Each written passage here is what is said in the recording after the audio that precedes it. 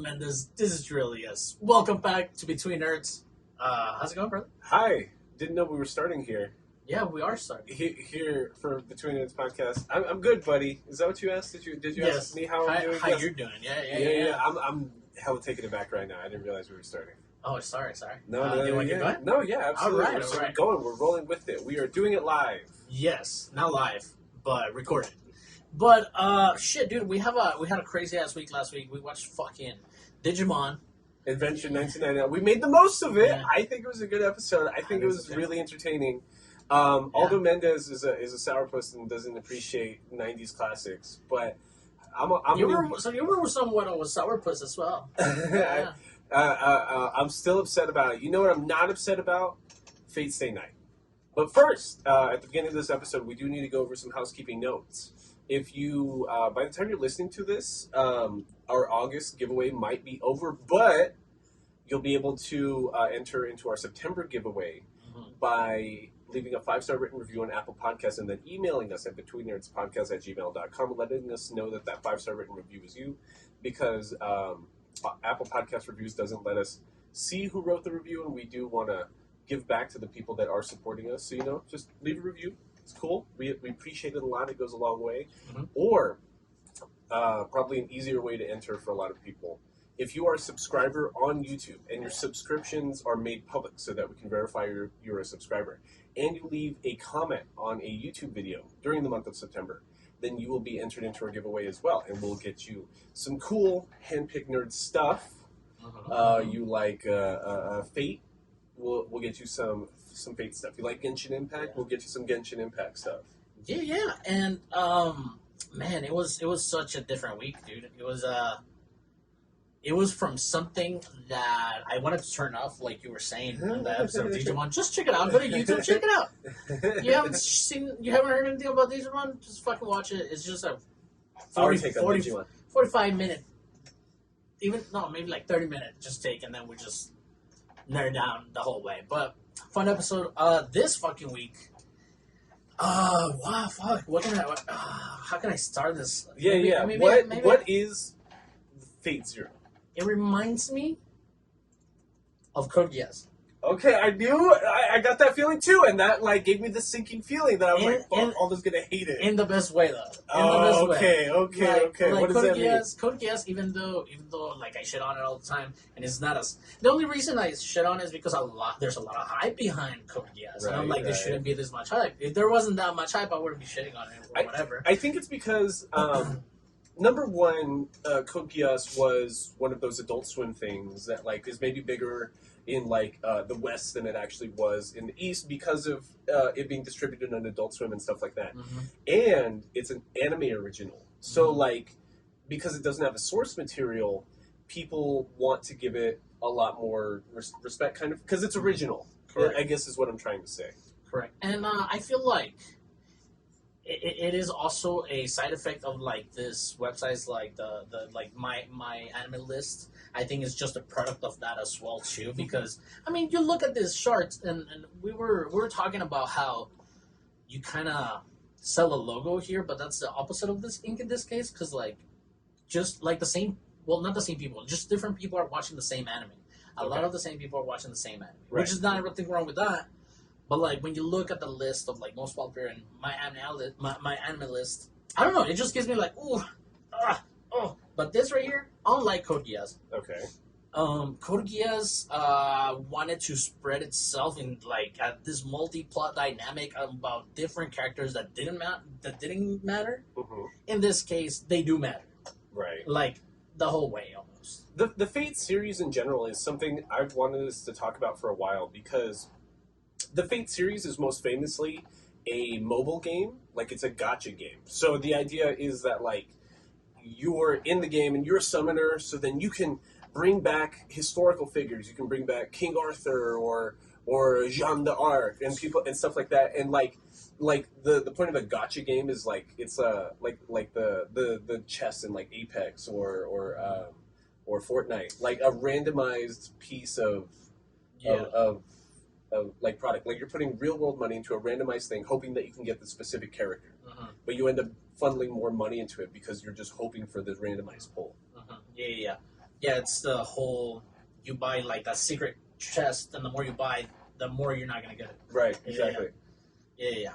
Because you're proving to the game that you're down to like spend money like that. And you know what sucks? Mm. I have expressed this to Vianney before that arcades are just gotcha games now. Why?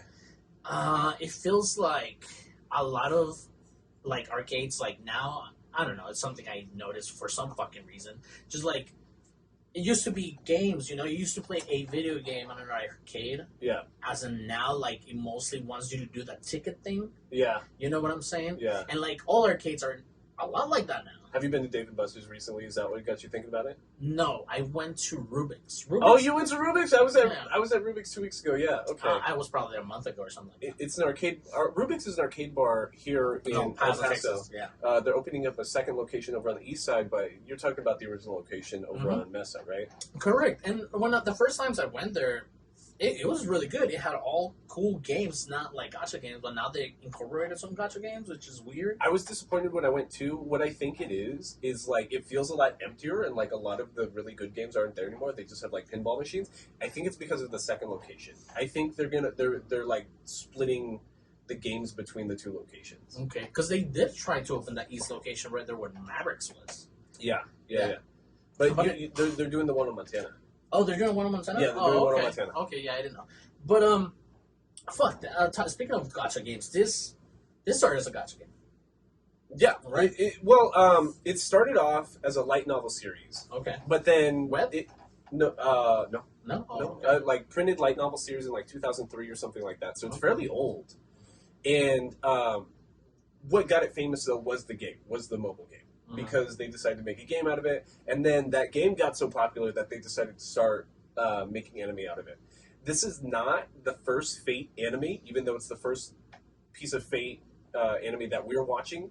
There's a 2006 version of Fate Stay Night, which was not produced by UFO Table, and it's really bad. Didn't want to watch it, but UFO Table, in about 2011 or something like that, they redid Fate Stay Night and called it Fate Stay Night Unlimited Blade Works. And that series, anyways, is canonically after, like, it's like 10 years after Fate Zero. So Fate Zero is first in the timeline. Okay. It does seem like it's first on the timeline. Can I say that also just watching Fate Zero here, the pacing is a little weird. Yes, I think it's very clunky, and again, that's what got me worried that you were gonna hate it. I'm like, oh my, because it's hilarious because episode 1 is an hour long, or like 40 minutes without commercials, and it's an entire prologue. Like it puts you right in the middle of it. It's not really introducing you to characters. It's like a setup for the setup, and then all of season 1 is just a prologue for season 2. And as a person with undiagnosed like ADHD, oh yeah, I get stuck on the thought like, who is this? What is this? What's going on? Yeah. But it just puts you there. Yeah. It's really uncomfortable for like 2-3 episodes because like you're just in the middle of it and you're just like, I don't know what's going on. Absolutely, and the motivations, you're not clear what the motivations are. You're not clear of who are we following here, but it's very obvious who we follow here. It also reminds me of NG for some fucking reason. Why NG? I don't know. For some fucking reason, I feel like, I don't know, maybe I wish that the fights looked like that in NG. Okay. You know? The fights are incredible. I mean, UFO Table. Well, what's UFO Table's most famous anime work? Fucking Demon Slayer, no? Yes. Kimetsu no Yaiba, Demon Slayer. So, like, Darling. Yeah. No. They weren't Darling, I believe. No. That's Cloverworks and Trigger. But was it UFO Table? No. UFO Table literally has almost nothing in its pedigree other than like the 2 Fate anime that they did and Demon Slayer, which is like crazy because you know what I mean. Like, there's a lot of people that have started paying attention to studios a lot more in the past 2-3 years. Because Studio Mappa's everywhere. Everyone knows Studio Mappa. People are starting to know UFO Table. People know Cloverworks, A1 Pictures, and like stuff like that. But like, when you say UFO Table, people don't automatically assume the Fate series anymore. They think Kimetsu no Yaiba. But like, if you think the visuals in Fate Zero are really good, this was like their first go at an anime. Like this is their first production. Well, the 3D animation, don't get me wrong. It looks like, a little dated. You missed it by like a hair on like motion, but like your fucking shot composition was so good, the fights were so good, the contrasts were so good, and like that small amount of CGI, and it's not noticeable all the time. Maybe just when Berserk is on frame. Yeah, but it's really bad when Berserk's in frame. Yeah, but like anything else, like how a Saber holds her sword like an invisible sword. It looks amazing. I think and the thing about the Fate series is the whole idea. The idea behind the Fate series is there's an omnipotent wish-granting device called the Holy Grail, right? Like Jesus Christ's Holy Grail, like what we're fighting the Crusades about, the Holy Grail, right? Mm-hmm. But it's being like there are three really large old mage families in Japan.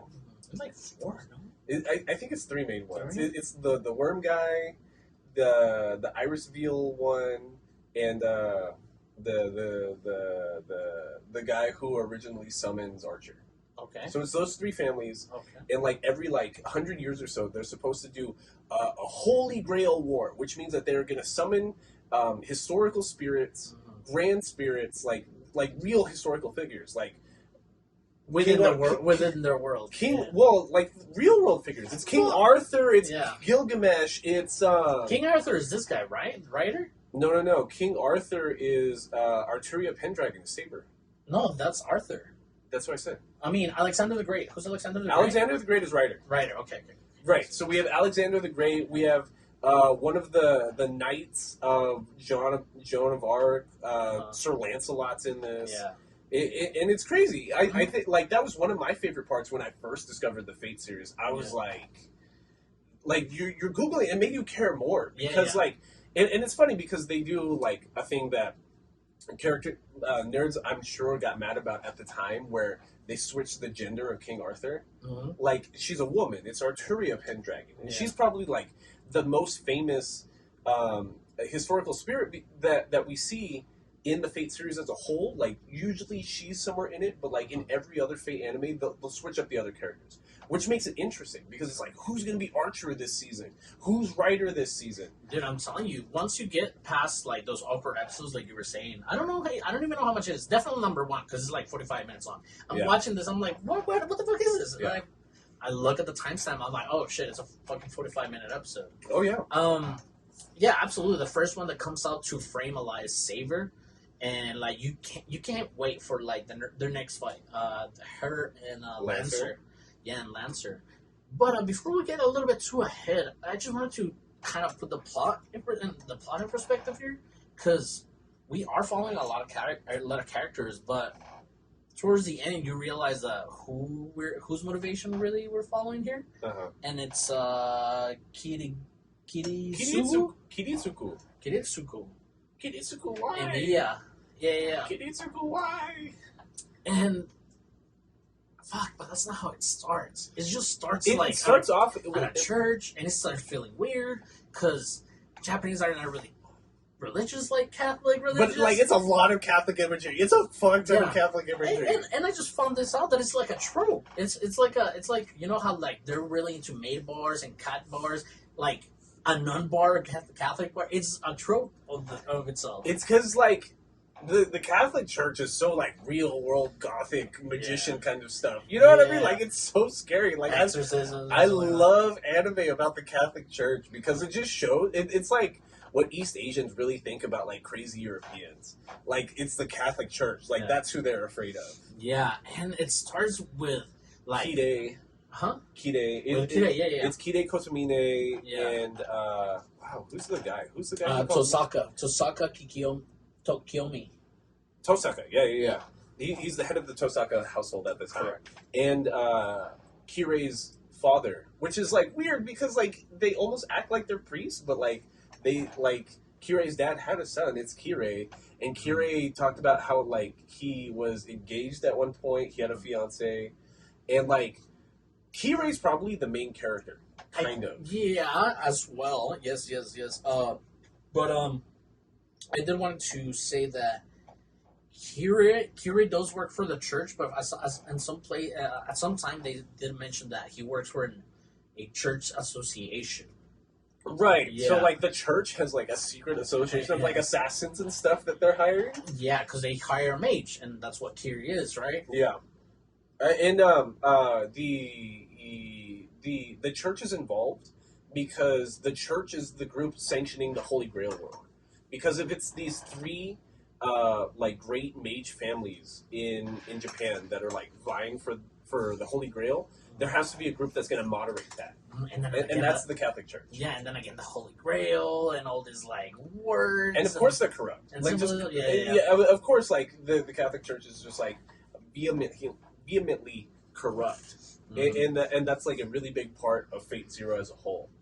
Because it's introducing you to like our 4 or 5 groups here. It's Kiritsugu and his daughter and his wife. I just said his name. Kiri? Yeah. Kiri and Tosaka. Right, it's Kiri and Tosaka, and then we get Waver, Velvet with Ryder. Right, that's who I was going to bring up. Like, Waver is, in every season of Fate Zero, well, at least the ones that are like this, there are, because not all of the Fate series anime are a Holy Grail War. There are some that are in alternate universe where, like, the government is putting real people and mages into the past through the internet, through a video game, to interact with historical spirits in their own time, and somehow they're going to save the universe, but I don't know, it gets really confusing. Yeah, it doesn't work. It gets super confusing down the line. It's just an excuse to, like, animate Cleopatra or something like that. Like, just a reason to just, like, wouldn't it be cool if we just threw Gilgamesh in another anime, so we just send them back to Gilgamesh's time?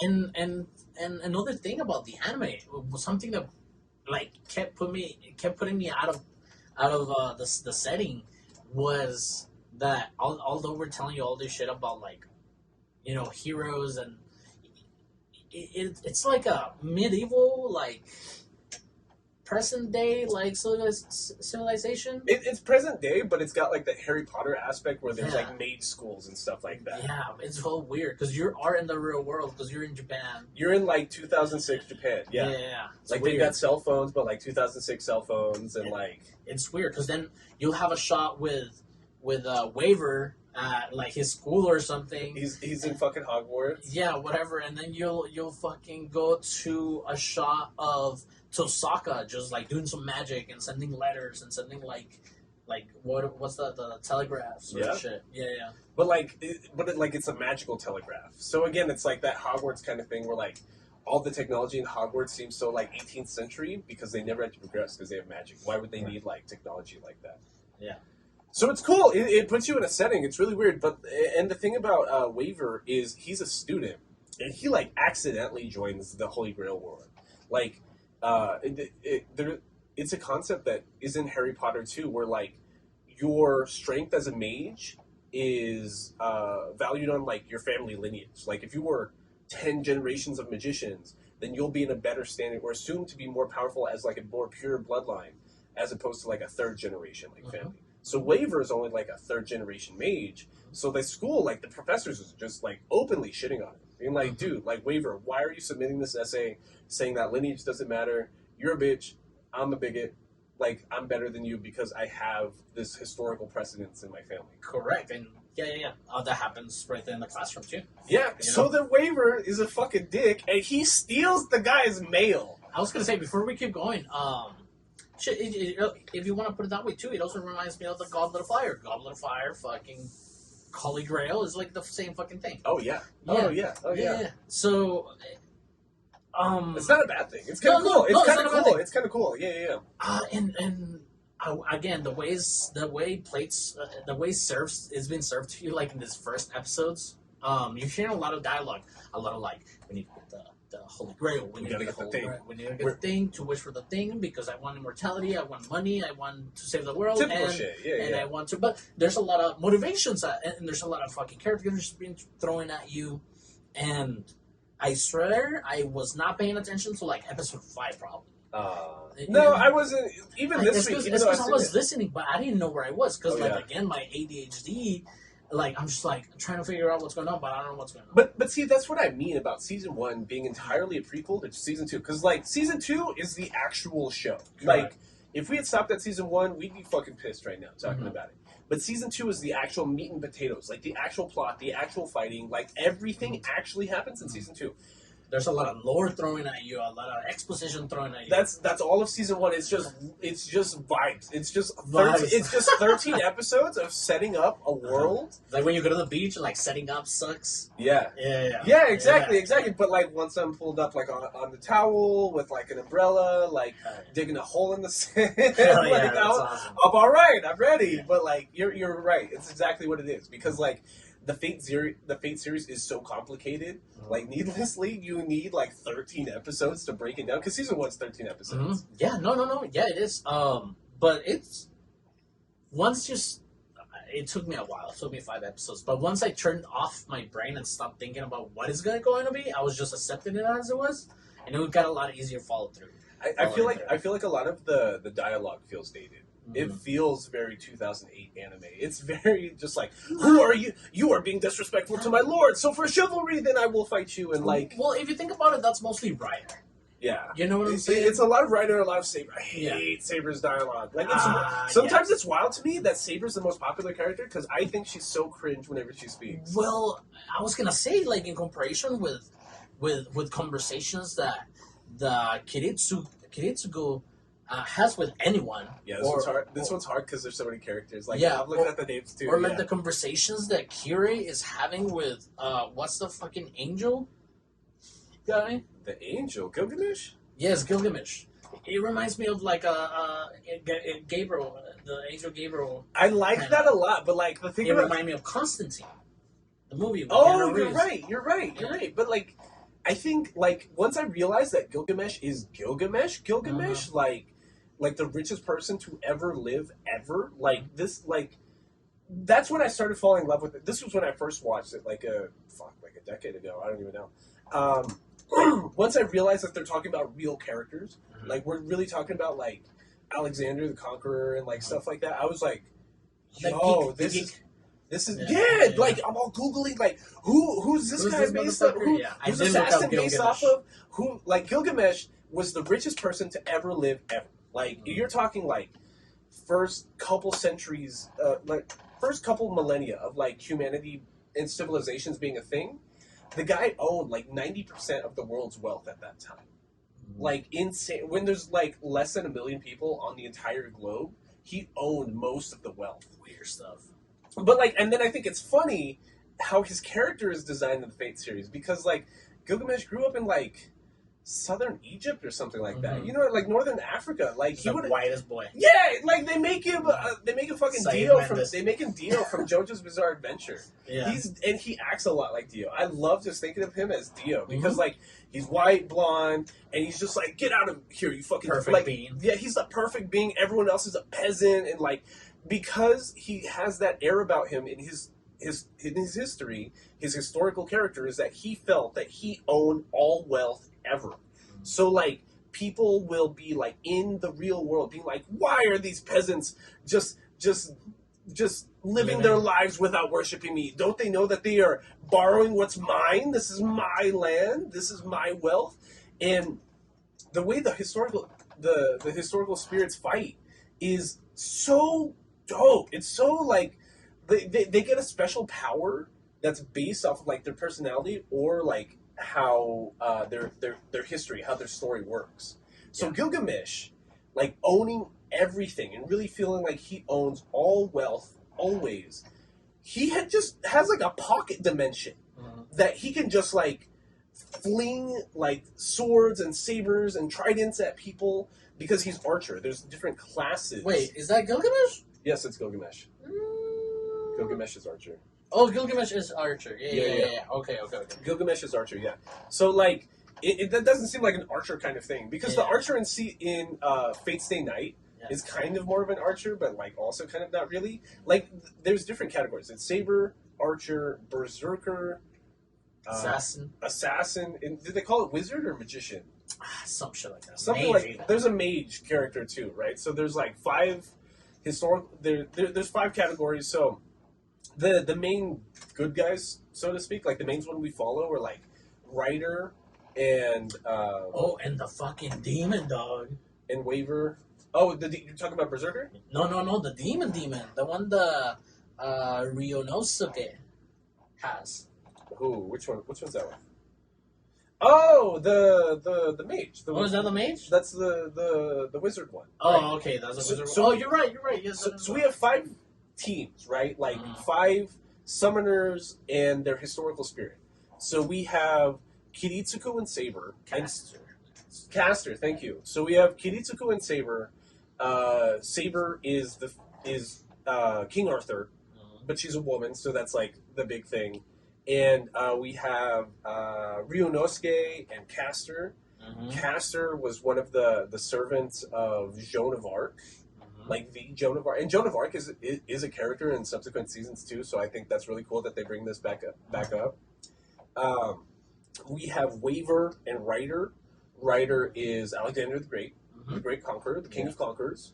Archibald and what is the guy with the fucking Lancer? Archibald and Lancer. Lancer is With the spears. right. But his character is oh god, I just had it too. It's really confusing.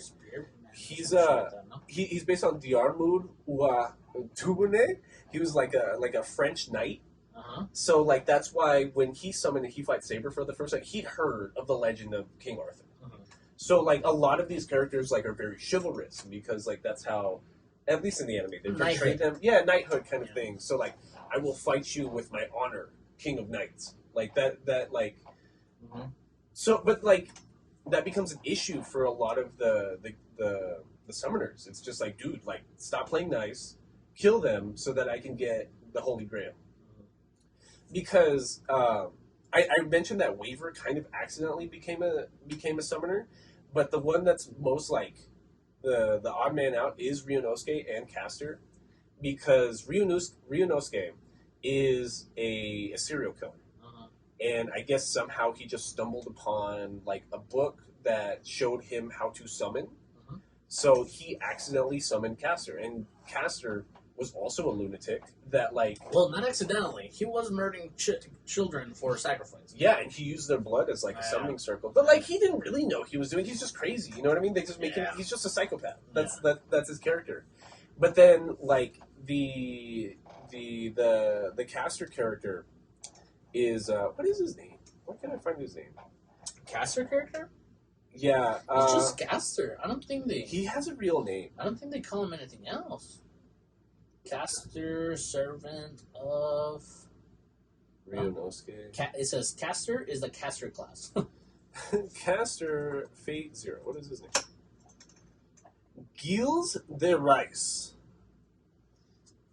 I remember when I first watched Fate Zero a few years ago, and I was looking into who Caster was. I started getting freaked the fuck out and like really interested because like he is the character that they summon him as. Like he was a child murderer and probably a pedophile, and like the lords of the land that like knew that children were going missing and knew that he was probably doing some sick shit, so they like raided his castle and murdered him and like found bodies and a bunch of stuff. And he was protected as being one of the church. Well, he was part of Joan of Arc's like campaign. So, like, he has some dialogue when he's first summoned where he's just kind of like, back in my time, the evil lords tried to take over me and tried to say that I was doing bad things when they just found a few child bodies. And it's just, like, he's crazy, and his character design is freaky, too. Like, he's huge, hunchback with big, just, like, bug eyes. Yeah, he looks like, and his character design puts him as a vulture, like a fucking... bald head, fucking feathers, and then the eyes. It's so creepy. Every time he's on frame, or Ryonosuke is on frame, and the entire half of the entire first season almost like climaxes on their end. You know what I'm saying? Yeah. It's wild because it just gave me feels of erased. It did?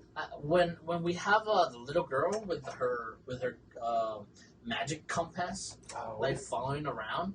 Reen, yes. It's also a big deal, which I kind of felt bad that I feel like I ruined your experience by saying let's not watch Fate Stay Night first, because Reen is one of the main characters in Fate Stay Night.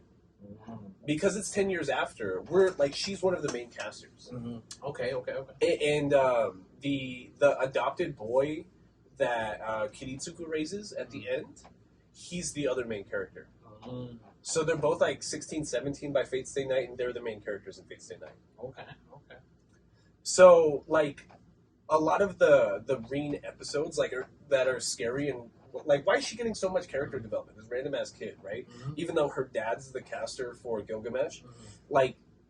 It's because as an audience you're supposed to know that's what Reen was doing mm-hmm. 10 years ago before Fate Stay Night. Yeah, but then and a lot of this exposition gets you wondering then why the fuck did they hire a fucking mage killer, and then why did this person hire Kyrie or whatever his name? What's his name? Is he over there? Kirei. Because Kirei, who was the little girl that was getting eaten by worms, all sexual like? Oh, it's one of the main guy's daughters. CJ, Christopher James. What's up, guys? He just joined us, surprise guest, I mean. But yeah, we're talking about Fate. You've seen Fate. We're just talking about that first hour. Fate Zero. Fate Zero. So you kind of have to. You can't just be saying Fate. There's 8 Fate anime. Correct. There's more Fates than One Piece episodes. Jesus. Well, it's kind of gotten to how Sword Art Online has a bunch of subsequent seasons too. Nobody's watched all that shit. I don't even know what this. And they're making a movie. Are they really? They're making a Sword Art Online movie that comes out in theaters next year. But I wouldn't even know what anime you'd need to watch to be caught up to date with that. I saw the first season, which was pretty cool. Sword Art Online. I was like, oh, that's pretty cool. And then I saw the second, and I was like, nah, I don't like it. Well, I was bringing up with Aldo. I was going through the popular list on my anime list, not the top rated anime, but the popular ones. They have a whole formula that shows how they're rating different animes. So it's not only the weighted score, mm-hmm. but it's the number of votes. It's the traffic that kind of anime is bringing in. So that's how they're making that popular list, right? Okay. But I was thinking about watching what you just brought up because it was on the My Anime list, popular list. Sword Art Online, the first season, because when it first came out, I was obsessed with it. Yeah. I've maybe seen the first season of Sword Art Online 4 times. It's an isekai, correct? It's technically not. Okay. No, because then he dies, doesn't he? He doesn't die. He's trapped in a video game. Oh, okay, yeah, that's right. There you go. He's trapped in a virtual world, which is technically not. It's not an isekai like Digimon, but it's not an isekai. Because don't they volunteer to it's not against. It's their a will. video game. No, yeah, it's plugging yourself into the metaverse and they got stuck in the metaverse. You've seen Gantz? Oh, right. Yes, I've seen Gantz. The movie. So is that an isekai? Because you do die. Well, don't they? Oh shit! Honestly. Yeah. That is a good. Right, they do die, and they're trying to fight for their reincarnation. Yeah. He's a guy. Oh shit! Yeah, I guess it is. I don't even know anymore. Anyways, we're talking about Fate Zero, right? So, basically, we have these 5 parties, and we're all gonna fight. But the fights in season 1, I do think are underwhelming. The very first one we see is, I think, Lancer versus Saber. Mm-hmm. But I think what you were also bringing up, Aldo, right before we stopped, is we were talking about the daughter of Tosaka that is being that was adopted mm-hmm. by Lord Zoken, and she was harassed by the bugs. So basically, Tosaka's brother-in-law. And the only reason I was trying to bring up all these dialogues that come in here, as far as all the introduction to all these characters, is that it kind of gets a little bit overwhelming too, because because you don't know who or why the motivations are happening here. Oh yeah, and continue. Yeah, go ahead. Well, in the prologue, don't they kind of give a don't they give a little like semi-introduction, like a reasoning as to why everybody. Well, not everybody, because I know there's some people. One of them you have to like read the books in order to know what you're actually all about. So, Something like that. so yeah, Karia Mato.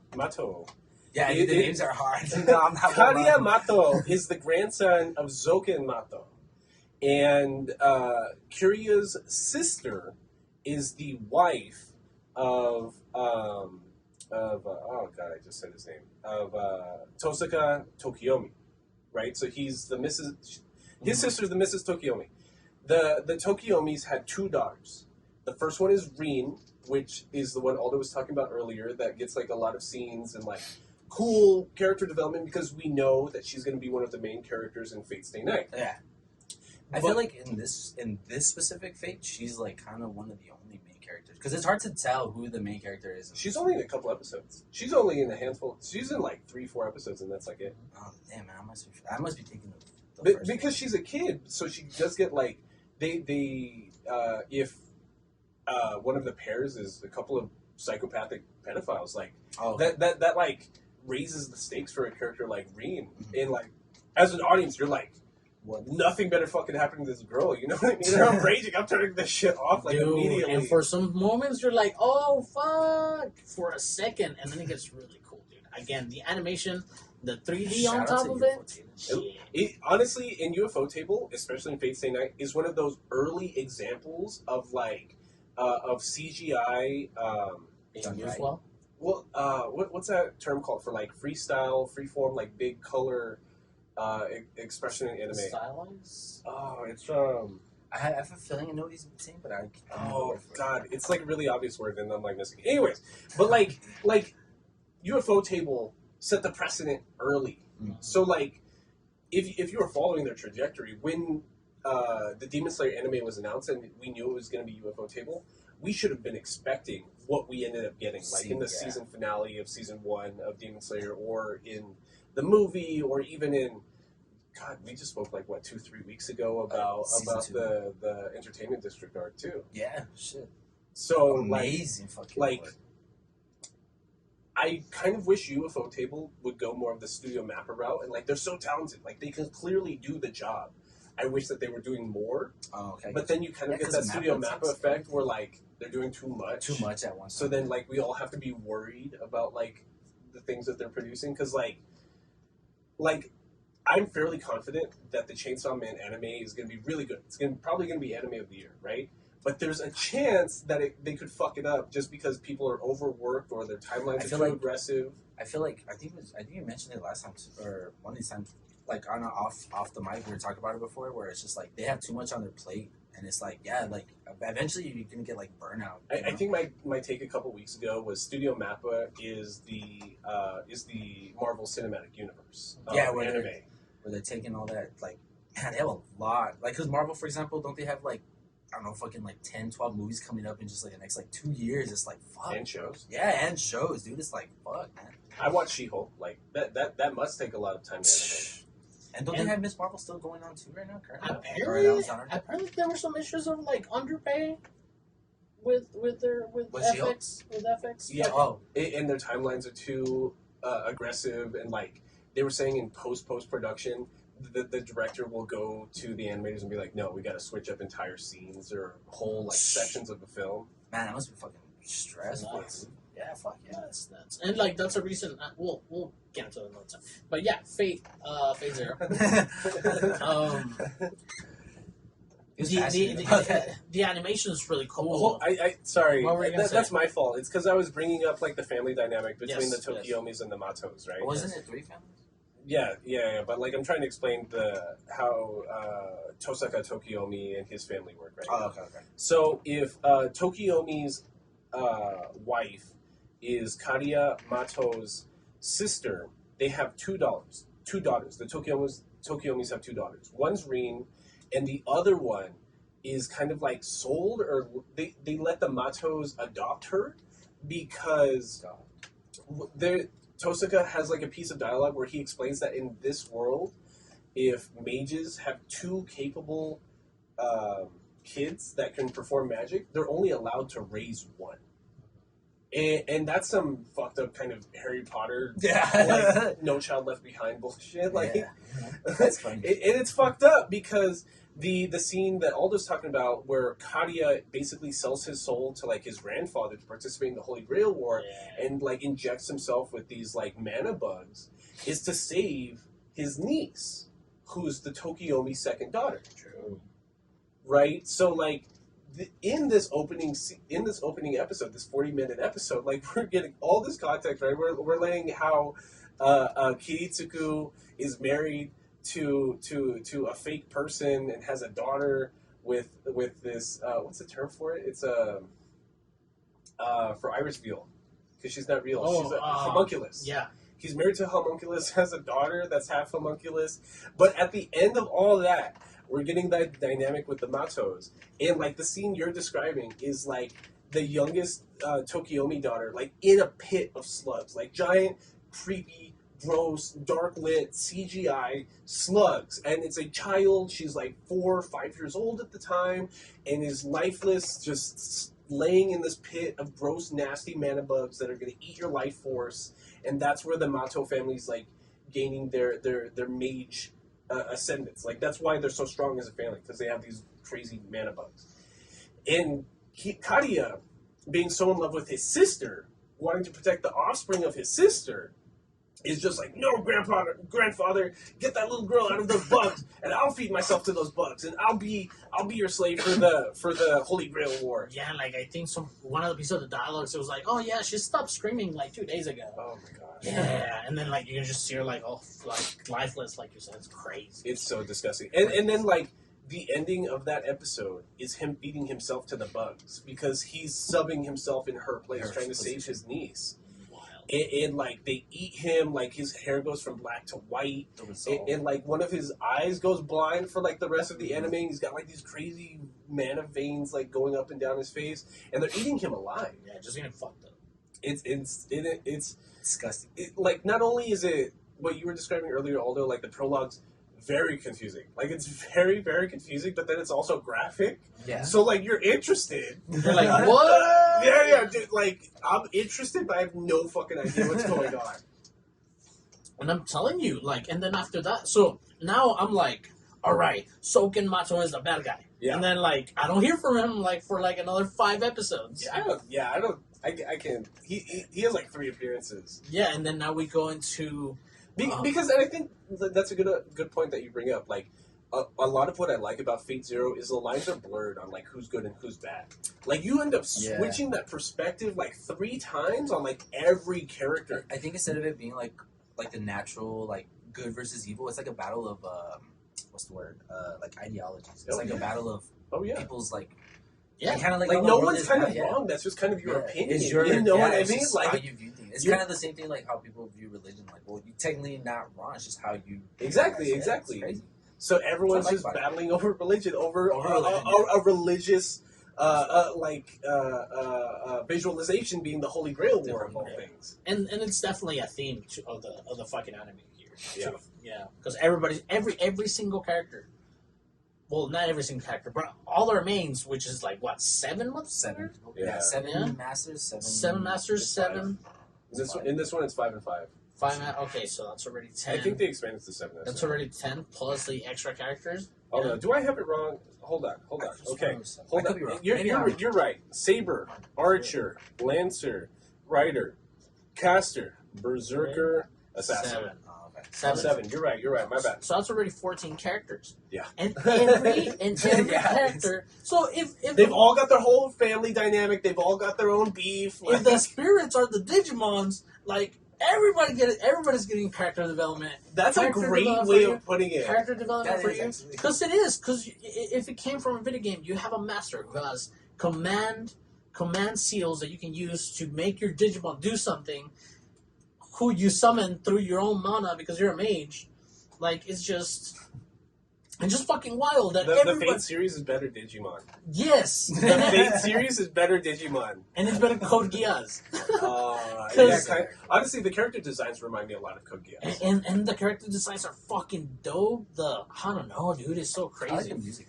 I like the music too. It's I like- a lot of like chanting. It's a lot of like. You know what the music makes me think of is a lot of like Dark Souls, Elden Ring. Yes, it's a lot of Catholic church yeah, music. It's always like so I always feel like something's scary. epic's about to go on. It's like holy shit. Big bro. bells, crazy stuff. We have there's one historic spirit we haven't talked about yet. It's Assassin, who's oh god, like Cure's his historical spirit, but is it Cure? What's his name? Yeah, Kira. Is that right? Yeah, the guy with the assassins. Yeah. Okay. Yes. So like Kire and his father are the ones that we were describing earlier that are working for the church, which is on the ends with the Tokiomi family. So like, especially in the beginning, we think they're the bad guys because they're clearly being corrupt, and like the organization sanctioning the event is working with one of the participants and has their own participant being part of it. Yeah, and all these parts, again, there's dialogue in between with like, we need to get the Holy Grail to make this wish of like I guess the Soken Mato wanted to be immortal or wanted to be healthy Typical again. evil people shit. Evil people shit, yeah. The church just wants to be more churchy like, you know, and conquer more countries. Oh, God. Aren't they called the Holy Church? Is that what it's called? Yeah, the the Holy organization. Church. Yeah. They never call it like the Catholic Church, but it's yeah, the Holy it's Church. just- we know it. And then we did talk about Waver. Waver is just fucking.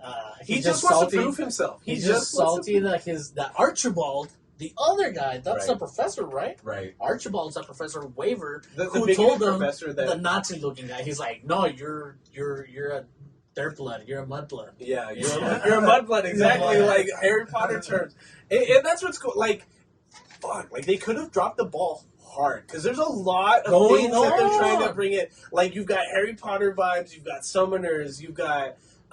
There's a lot of assassin work. I feel like It's a lot of like. They handle a lot of good tropes of like anime tropes. That's why I like that. It's because they fit a lot. Like it reminds me of Akana Got Killed too. Yeah. Like just all this tropey shit put into one, but being executed fast, Like, really good, fast. too. It's like I'm gonna introduce this real quick, and that's what I think about the anime too. The anime starts and it ends, and it's so good. And it's so good. Although he's feeling like he has his time wasted. Yeah, he's like, he's like, no, there was a beginning and an end, and a conclusion and a result. Bro. Yeah, exactly. And I then love it all. out of all these 14 plus characters, crazy. It like you're right because like even honestly, writers I think my favorite character Yes. like out of like casters, summoners, historical spirits, all of Same. them. Writer Same. is my absolute favorite. Same. Because he owns every scene. I thought you were gonna hate him. I was gonna tell No, you. I love Yeah. Writer. Like He's dope. It's just vibing. It's just vibing. it's upsetting in subsequent seasons because we don't get a writer character anymore. Did you watch it in English? I've seen both. This I week I watched it in English. I originally saw it in English like however many times ago, or years ago. I just remember that one. I guess the narrator says something about his beard, where it's like his beard has seen more action than like most average men. I'm like, dude, this guy's fucking epic, bro. So we have three kings, and like the thing about Ryder being the king of conquerors is he's just like this 8 foot tall, red haired, Massive. Yeah. beefy dumbass. Looks like a barbarian. He looks like Ganondorf. He looks like Ganondorf, like a red-haired Yeah. Ganondorf. That's Yeah. exactly what he looks like. But he was the king of Macedonia. He was Alexander the Great. He conquered the entire known world at that point. And that's what's crazy about him being a historical spirit and what that means when Just there's having someone orgies with men. Hey, whatever they what I did. was going to bring up is the aspect that The orgies. that Saber kind of gives exposition on, where she's explaining that like they kind of gain their master's knowledge when they're summoned in. So Ryder, as soon as he's summoned in by Waver, he's just like, boy, take me to go buy maps immediately. I must know the world that I once conquered and saved my life on. Because Alexander the Great died like in his early 30s, Yeah. like on accident at like a party. Did Is it really? Yeah, you didn't hear that? I didn't know. I didn't know. did not. Alexander the Great, the guy that conquered Greece, Italy, Egypt, like what's China. No, not No, that China? far. Oh, no. Like the classic Middle East. So that's Jordan. Oh, that's gotcha. that's Jerusalem. That's like Like northern Turkey? Egypt stuff. They conquered all that land, right? Because like that's the cradle of civilization, right? Like that's where Gilgamesh was from, like northern Egypt kind of stuff. He was a young dude, and in like his early 30s, they were having a party because they overtook like I think it was part of northern Egypt, and like somebody got too drunk and like stabbed him on accident, or he got poisoned. Like it's kind of like the actual knowledge is muddy, but he basically died at a party. People think it's like food poisoning kind of thing. Like he drank himself to death, kind of. Damn, they were experiencing with drugs. He OD'd, and people were like, he Aldo Mendes himself, right? The strongest man in the world, like Aldo Mendes himself. Bro, like himself out. And like you think about like how unregulated alcohol could have been. Oh, you know what I'm saying? Like alcohol can turn bad like that. Oh yeah. Oh yeah. I forgot where I was reading or overheard something, but they recently found like in like the ancient, I want to say, like ancient Greece times, and the cups that they had, there was not only was it mixed with wine, they had LSD in there too. Like maybe like kind of like low level trace amounts, but it had LSD mixed in that shit. I was like, one of these guys are philosophers. From an article that I read a long ass time ago, apparently a lot of like the like blaming women for being witches or blaming people for being witches came from a lot of like moldy wheat that they had. Mm-hmm. I've heard that one before. Yeah, and it became like almost like a gangrene or what do you call it? When they were tripping on shrooms, basically. Yeah, like the people that they were accusing of being witches. That's crazy. Yeah. Anyways, like I don't know if that's true either, but like that's the one of the Salem theories. Yeah, the Salem witch trial stuff. Shit. Yeah, exactly. Anyway, so Ryder asks for maps, and he's like flabbergasted when he sees like a map of the world. He's like, "Boy, this is round." And Ryder's just like, and Waver's just like, "Yes, Ryder." And he's just like, "That tiny speck is what I spent my whole life trying to conquer." He's like, "Yeah, where are we right now? On this island way over here." Points to Japan. What is that? There's more for me to conquer. Crazy, and we're talking about that. It's our favorite character, and it's so crazy because he does become like one of the cringiest dialogues in the thing, but he's so cool with it. He's real. Yeah, if Link could talk, that's how Link will talk. You think? Because I think like he's everything that Saber's not. I think he's the direct foil of Saber, because Saber's thing is just like, if she's Arturia Pendragon, if she's King Arthur, the holiest, like most knightly person ever, and has just like this pride that can't be broken kind of thing. She's super fucking annoying whenever she's around. Like everything's kind of like my pride will not allow it kind of stuff. Like she has like too much. I think she stands too much on her morals. Like I mean, it's cool to have morals, but it's like that's her fault. Yeah, like she lives and dies. There's like direct lines from Ryder about that, saying that like you're fighting with them, you're sacrificing on their behalf as their king. That's not what a king's supposed to do. Yeah. A king is supposed to pretend to be this holier, untouchable figure that people want to follow. Which, like, at first you're just like, that's a dick move, right? Yeah, that's a dick move, Ryder. But like, as it goes on, and we learn that Berserker, this manic, crazy demon of the character, is actually Lancelot. Is actually one of King Arthur's knights, and he went crazy not being able to live to her expectations, because like her portraying herself as this perfect, holy, untouchable person made people hate her for it, as opposed to Alexander the Great's philosophy. He was a common man. Like I will drink with my people, but like I'm still untouchable. Like you will respect me because I am your leader, kind of person. Yeah. As opposed to Arthur, that was on the battlefield sacrificing on their behalf. Because, dude, nobody can be that pioneer. Like, I can't, like, be as good as you. I'm sorry, bro. Like, as opposed to Alexander the Great. And she also had a Excalibur, too. I mean, Excalibur, crazy magic sword. Even in the anime, you know it's coming. You know it's coming. You know it's coming. But when you hear it, you're like, Excalibur. I'm like, oh, that's dope, yeah. Especially in the first fight with Lancer. Like, she uses wind magic to, like, cloak her blade. Correct. To, like, it hides both the length, but it hides the secret of who she is, because it's like, the minute you see Excalibur, you're like, holy shit, that's King Arthur. Like, and then I also think, like her character is very, like, she is almost the most kind of grounded, even though she says cringy stuff. Yeah. You know, she's, compared to all the other characters, like, all the other characters either go south or, you know. Like a third of the characters immediately are like, I'm the strongest, holiest, best king that ever lived. Bow to me. Like, that's both Gilgamesh and Ryder's character. Yeah. Correct. So I get what you mean. She's the most realistic. And she treats everybody like a person. Correct. Even though, aside from her, like dialogue too. That she's just like, "Oh hi, oh almighty, blah blah blah." Miss Irisfield. Yeah. And God, what point was I even trying to make?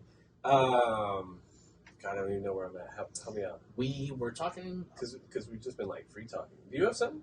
No, I was trying to think of what you were saying actually. The very first fight. I'll just start with the fights and where we're at, because it really takes that long to introduce all the characters. Like it really does. And like, we've gotten everybody that matters. that matters. Yeah.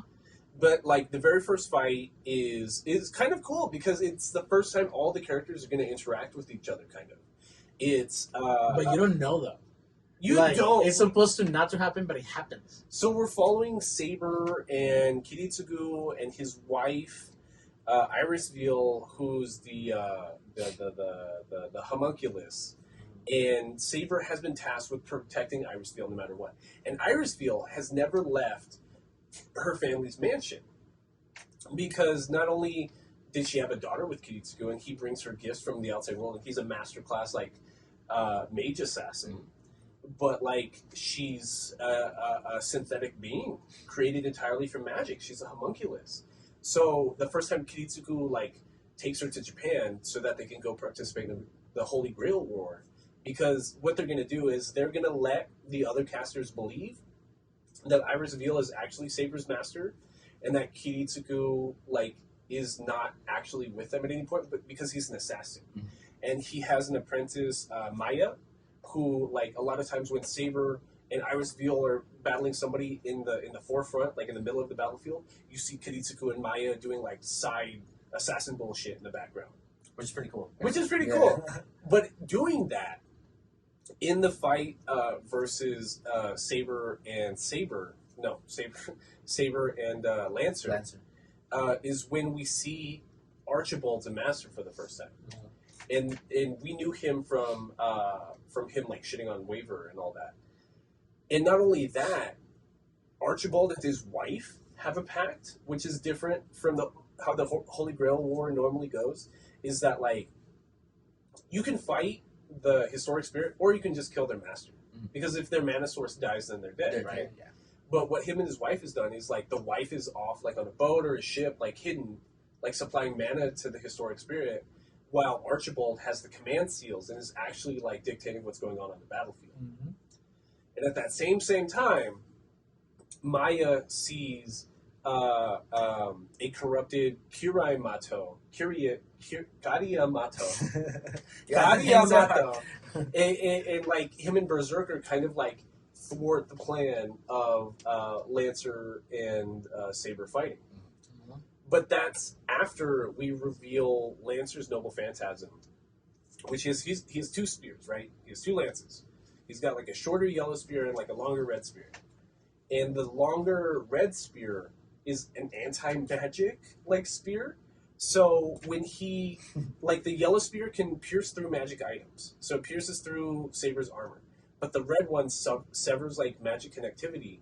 So he severs the tendons in Saber's left arm, and because they're mages, of course they have healing magic and stuff like that. When Irisveal attempts to do healing magic on Saber, she can't heal it because the magic tendons have been cut. Yeah, he has two phantasms. Yeah, which is broken because honestly, that's probably the least. Because out of all the Noble Phantasms, they're absolutely insane. If Gilgamesh has a pocket dimension, Ryder has a pocket dimension. Yeah. It's Ryder at least. It's the veil technique in Jujutsu Kaisen. Veil. Veil. It's a veil technique. No, you're right. You're right. Which is the veil? It's the first time we see it in season 1 is when what's his name with the white hair? Goyo. When Goyo Gojo when he takes off his blindfold and he kind of traps them in his own veil. Okay. I remember. Okay, now. So that's what he means. That was Ryder's ability.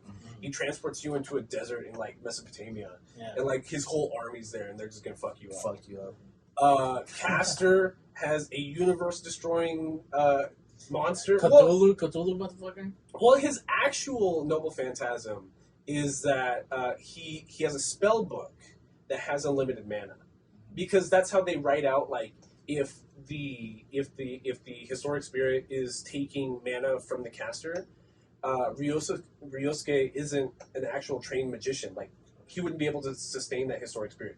So that's how, like, narratively, they're just like, no, he has a magic book that gives him unlimited mana, which lets him produce monsters and monsters and bigger monsters and bigger monsters. He also killed a lot of kids. He also murdered a lot of kids. Yeah.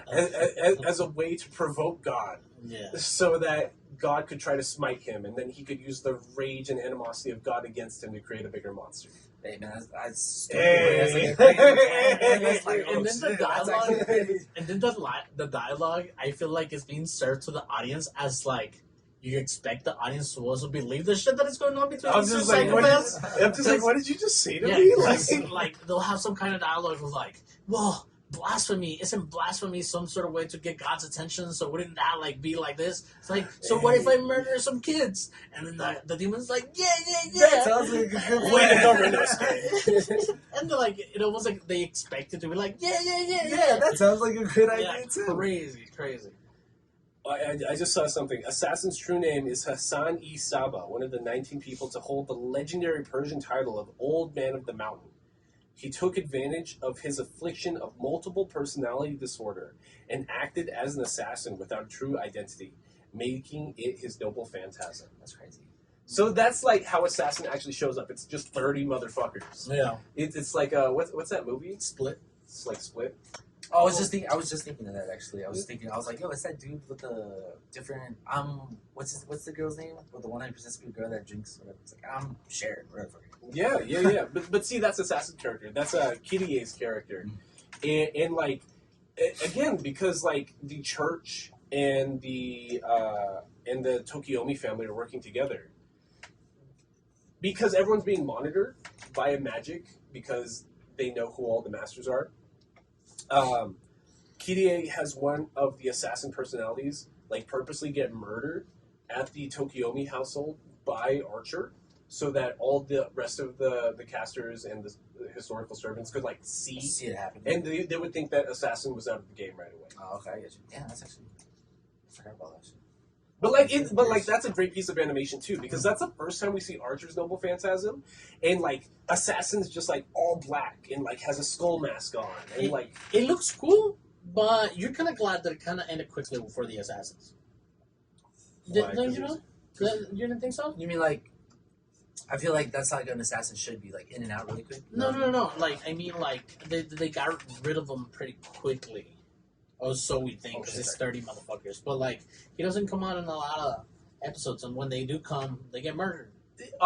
Assassin and the multiple personalities is just a means to like inform the audience a lot of the time. Absolutely. Because they have an assassin like tailing everybody. So they'll just be right. like, Caster just interacted with Saber, boss. It's like a way to spread information. Yeah, but it's a way to like cheat information for the audience as well. It feels natural, kind of. Yeah. Okay, you're right. Yeah. Like I get what you mean. Like fighting standpoint, like it's dumb. Like it's over in 5 seconds. But like the juxtaposition is like assassin doing flips and spins over like magical force fields trying to get into the mansion, and then like Gilgamesh is just like giant bright gold armor, and it's just this bright figure, and even his noble phantasm when he's just opening up his like pocket dimension, it's gold and bright and brilliant. So it's just like dark ass lonely ugly assassin, beautiful gaudy brilliant like Gilgamesh just like coming at you. So like it's supposed to get the audience just like really feeling like that difference, and it helps a lot. Like I think narratively, like you feel like holy shit, like Gilgamesh visually is too, you're else. supposed to like see why. Gilgamesh is a lot of people's favorite character. Yeah, like the way you say it, like it's supposed to be bright and colorful, and it's like look at this. Yeah, you can see. And it, like, obviously. and again, the shot composition about the anime too, because we are following one of the assassins, and you know he's doing that the Asian guy in every heist movie trope thing that he just sneaks around. The gymnast, Yeah, like a basically. Mission Impossible kind of thing on The guy the from lasers. Ocean's 11. Yeah, Asian dude, yeah. And like every Asian in the heist movie, or Indian, but Are Indians not Asian? yeah, well, Middle Eastern, India's in Asia. Asia. Oh yeah, it is. India is one of the biggest countries in Asia. Yeah, it is. Not only do you get historic facts, you get geographical facts here. Just something to think about. I'm just saying. Man, that's crazy. But he goes in and he's shooting like this like force fields, and then we get introduced, like you said, to Archer. But we do get introduced to him, but we don't get introduced to him. Right. We don't see him in frame. Even as Assassin is getting attacked, like he'll look up and like mid frame it stops because he just got attacked by this guy who says the words "How dare you look at me, mongrel," and like he shoots him, and then we kill one of the assassins. Mm-hmm. We think it's the assassin. Yeah, we think it's the assassin at the time. In like Gilgamesh is just so dumb because like that's his flaw too. Is that like he's so like. He's convinced everyone is so far beneath him that he doesn't take anybody seriously. Isn't that the actual historical Gilgamesh? Like, isn't that what he like his actual philosophy is? Well, Gilgamesh wasn't a blonde white guy. Well, no, obviously no. But I mean, like, his wasn't that his thinking? Like, he was just like, wasn't he? I believe so. I can't remember. It's been a while since. Because I'm not gonna lie, this show when I first saw it, it made me Wikipedia like a fuck. That's what we were talking about. Yeah, like I was like, that's a fucking person. I had to look that motherfucker up. And that's what makes you like it more because now you're involved with the story. Yeah, yeah. You're like, if you're willing to like look up something about one of the characters, like yeah, you're heavily involved in the story. oh yeah, that's dope. As a first time watcher, honestly, I was getting served with this like realistic figures, in history, historic figures, and I didn't even get it until probably into like the middle of the season. Season 1? Yeah. That's funny. Yeah, because I was like, oh, I get it. Like, oh, these are real people. Like, oh, those are real characters. Yeah. Because I knew that was the sword. I knew that was Scab. Right. You know what I'm saying? Yeah. But like, they don't mention the name because even knowing the name of each other's like spiritual forces or spiritual characters, that would like let you know their secret, Correct. or like it's their attacks. Yeah. I I was watching the Pokemon Video Game Championships last week, and part of like when they're going into each game, it's a best of 3. But going into each game, they see everyone's party, right? But you don't know the move sets. Oh, okay. So because it's best of 3, like a lot of times in game 1, when you already know you're gonna lose, you'll just play it out because you want to see what other moves like that they have attached to them. So like you're right, knowledge is like a really big part of it. And like I like that aspect here because like even when I used to play something like League of Legends, not knowing how another person was going to build, like, made it harder to play against them sometimes. Be like, okay, cool, that's a Mumu. Is it, like, AP a Mumu, or is it, like, defense a Mumu? Like, because if it's defense a Mumu, I'll get die if I can win that. That's the fun, though, man. That's the fun. Going out there. So that's the thing. Like, King Arthur can't let anybody know right away that she's Arturo Pendragon and, like, that's Excalibur, because then they could be like, oh she just has a sword. Like, I'm just going to boop, boop, boop back here and just, like, try to murk her. Yeah, it's like if you know, like like that's why I guess like for example, let's go sports now. Exactly. Like for someone like how Kobe would say he would watch a lot of film. It's like you watch a lot of film and your opponents know what they do. You know their what's the word I'm looking for, consistencies. You know what they're gonna do a lot of the time. So it's like, oh, I know this guy's gonna do a in and out and then sidestep fade. I know he's gonna do that shit. So if you already know what they're gonna do before they do it, it's a big advantage. Kind of crazy stuff. Ooh. Man, you get everything with these guys, bro. I'm telling you. This can sound stupid, but like that's what it's like playing Yu-Gi-Oh! Sometimes. I bet.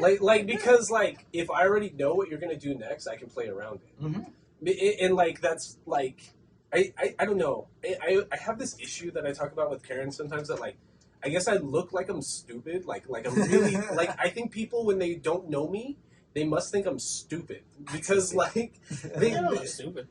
I don't know what it is about me and my look, but when I play Yu-Gi-Oh! Out of town, like people like assume I don't know how to play or like I'm dumb, and then like if I'm on a 9-0 streak, it's like, dude, are you gonna take me seriously or not? Like, especially, and this happened when I got second at San Diego. I just felt like for like 9-10 rounds, nobody took me seriously, even though I kept winning them. But like I every time somebody sits down against me, like. There's so many nerds that like try to pretend they're dumb and then they'll like try to sucker you into a play or something like that. Yeah, exactly. They're hustling you a little bit, but like I don't do that, and I'm very honest and clear when I play and when I speak. So I don't understand why I'm not taken seriously. He's He's the the real life protagonist. protagonist. Yeah. But see, that's what I mean. Like, I can see what you're probably going to do 2-3 steps ahead, so I'm going to play around it. And I know if I sequence my cards in this order, then if I wait to use this one card, then I can use it when you do that one move I assume you're going to do at this point. People assume I'm not actually playing like that and will just play into it anyways. And it helps playing like it helps playing a bunch of different people because you get like, you can kind of, like how the way you say, you can kind of see what someone's going to do before they do it based on like what you got around you. And it's like, okay, well now I know you only have a finite amount You know of what options. Karen makes fun of me for it? For watching like Yu-Gi-Oh on YouTube. Karen Makes fun of me for that. Does she really? All the European Yu-Gi-Oh Championship series are streamed on YouTube live. So like on Saturday, I'll like wake up early and be like, okay, I gotta watch, and then like gotta see like how this new deck plays. Let's. Hey, but that's dedication to your craft, man. I respect Bro, that. and that's what the whole streaming service is. Like, people that fucking stream their play too. Like, people are watching hours of these motherfuckers play because they're like, Oh yeah. oh shit, why didn't I think of that shit? Like I watch a bunch of I love chess. I love chess. I still Are you play. serious? No, yeah, I love it, dude. I play at chess.com, all that shit, man. Hell yeah. I have official account, Chess is everything. really cool. I watch I like watching a lot of certain like Twitch streamers, just like just random people too. Just like there's this one guy, what the hell's his name? He's a grandmaster, and he played against this other grandmaster. The guy they played against, his name is Magnus Carlsen. He's like this top elite player, but the guy that played against him is this something Hiraku or something like that. I know I've seen a couple of his videos on YouTube, and what he does, I like watching his is he'll make a new account and just be like a basic scrub, the way you say it, and he starts basically just going around. He calls it pub stomp. He calls it pub stomping, and just goes around, just dominates on like new recruits, and it's the way you say how other nerds go about it, just like I'm gonna hustle someone into thinking I'm not good, and then I'm gonna shit on you. It's like, but no, it's like, but getting beat by a grandmaster is like, holy shit, it's wild. But no, that's one thing I like is like watching the like. It's not nerdy to watch YouTube videos. Is what I'm saying. That's something. You shouldn't get shit for it. You shouldn't get shit for that, man. Thanks, You Fred. should not I'll get tell shit for Karen. Like CJ watches chess videos. Karen, the guy said you can't bully me about this. Yeah, that's where we stand with Drew on this. Yes, one. That's all. Welcome back to Food Nerds. Welcome back to Food Nerds. We're talking about the exquisite performance of Fate Zero. It is being really good up to now. I know It was told to me during our pee break that I'm supposed to finish the fight on the dock. Yes. Because Aldo was yelling at me. It wasn't. Aldo was like, can you get on task, please? Sometimes you're aggressively frustrated. talking. He was Sometimes- aggressively talking. Sometimes you're frustrated.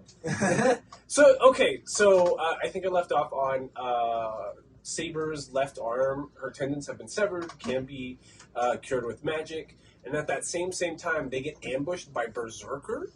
And the thing about Lancer and Saber right here is they're having a noble battle between equals, right? Because they respect each other. So Saber, Berserker being a part of it and jumping in is like a disrespect. It's a slight to them. But at that same point, Ryder kind of like Is in the background. And summoned his carriage. Like his thing about being the Rider class is he just has a magical ox carriage that also controls Chariot. lightning. Like it reminds you of Thor a lot. Yeah, absolutely. Like some Zeus stuff. I think they call it the Zeus card or something like that. And him letting loose all that magic and ability is also a call to the other spirits, like, hey, meet up with me and we can fight, kind of thing. So like Ryder being confident that he's probably the strongest servant summoned, he's confident that he can summon everybody else and just take them out one by one. And then, unlike all of other masters of the spiritual characters, the only one that's having like our expositions to the audience, because it's Kiritsuku. Like, he's in the background being a spy because he's a spy now. Yeah. You know what I'm saying? For a second, and I'm gonna bring him up again. It reminded me a lot of Metal Gear because it's a lot of like radio communication. Yeah. And they're just like, whoa, yeah, can you see him from where you are? No. Oh. I think Kiritsuku is probably the closest thing to an actual main character we have. Like, don't get me wrong, at certain points, certain episodes, like, they switch out, like, who's actually the focus and who's the main character. But I think the most episodes are probably Kiritsuku. And again, the way that they did that, unlike Code Geass, like, it's just amazing because you're following all these characters and, like, it almost feels like Akame ga Kill as well. Yeah. You know? Like, at the end, Akame ga Kill is the person of interest. Yeah. You know? Yeah. Akame. Yeah. No, I get what you mean. So to that point, that's where we finally see that Archibald is Lancer's master, and he's talking shit to him, and like Lancer doesn't want to finish off Saber because it would be a slight on his honor. But Archibald's such like a cutthroat magician that just wants to prove that his family lineage has produced the greatest magician, who's himself, and that's why he's gonna get the Holy Grail, and that's like supposed to be like synonymous with what Waver's doing, like just proving himself kind of thing. Like they don't even have a wish in mind. It's just proving that I am as great as like I say I am kind of thing. There's only like 2 people with real goals because like only one of them wants world peace and then the other one Kiritsuko wants world peace. Yeah, and then Kiritsuko's like, wish is world peace. Yeah, so that's one with an actual goal, and then someone else that wants like. But then again, I don't know why.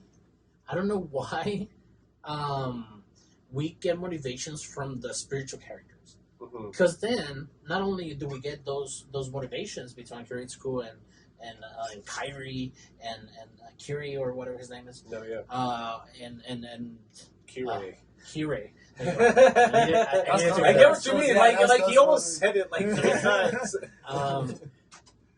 We also get motivation from the spiritual characters, which doesn't make sense. It's like, so who is the Holy Grail for? Are we getting a dual wish for the spiritual character and the master? Also, in the prologue episode, they said that this might not be the real Holy Grail because it hasn't been the full 60 years. It's only been 20 years.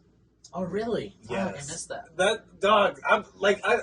That diffuses a lot of things. It's like a throwaway line, but like it matters. You know what I mean? It's like just so like tossed in there. Just it's in the very first conversation where it's Kirei, Tokiomi, and Kirei's dad, and they're just like, you've both manifested the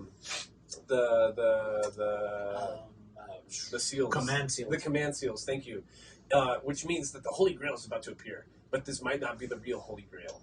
And like that's a big fake. Like for the end of season 2, is that like we spent all this time with the assumption, besides that one throwaway line, that this Holy Grail is the Holy Grail that can wish for anything, and the Holy Grail we get is like a big narrative fake itself.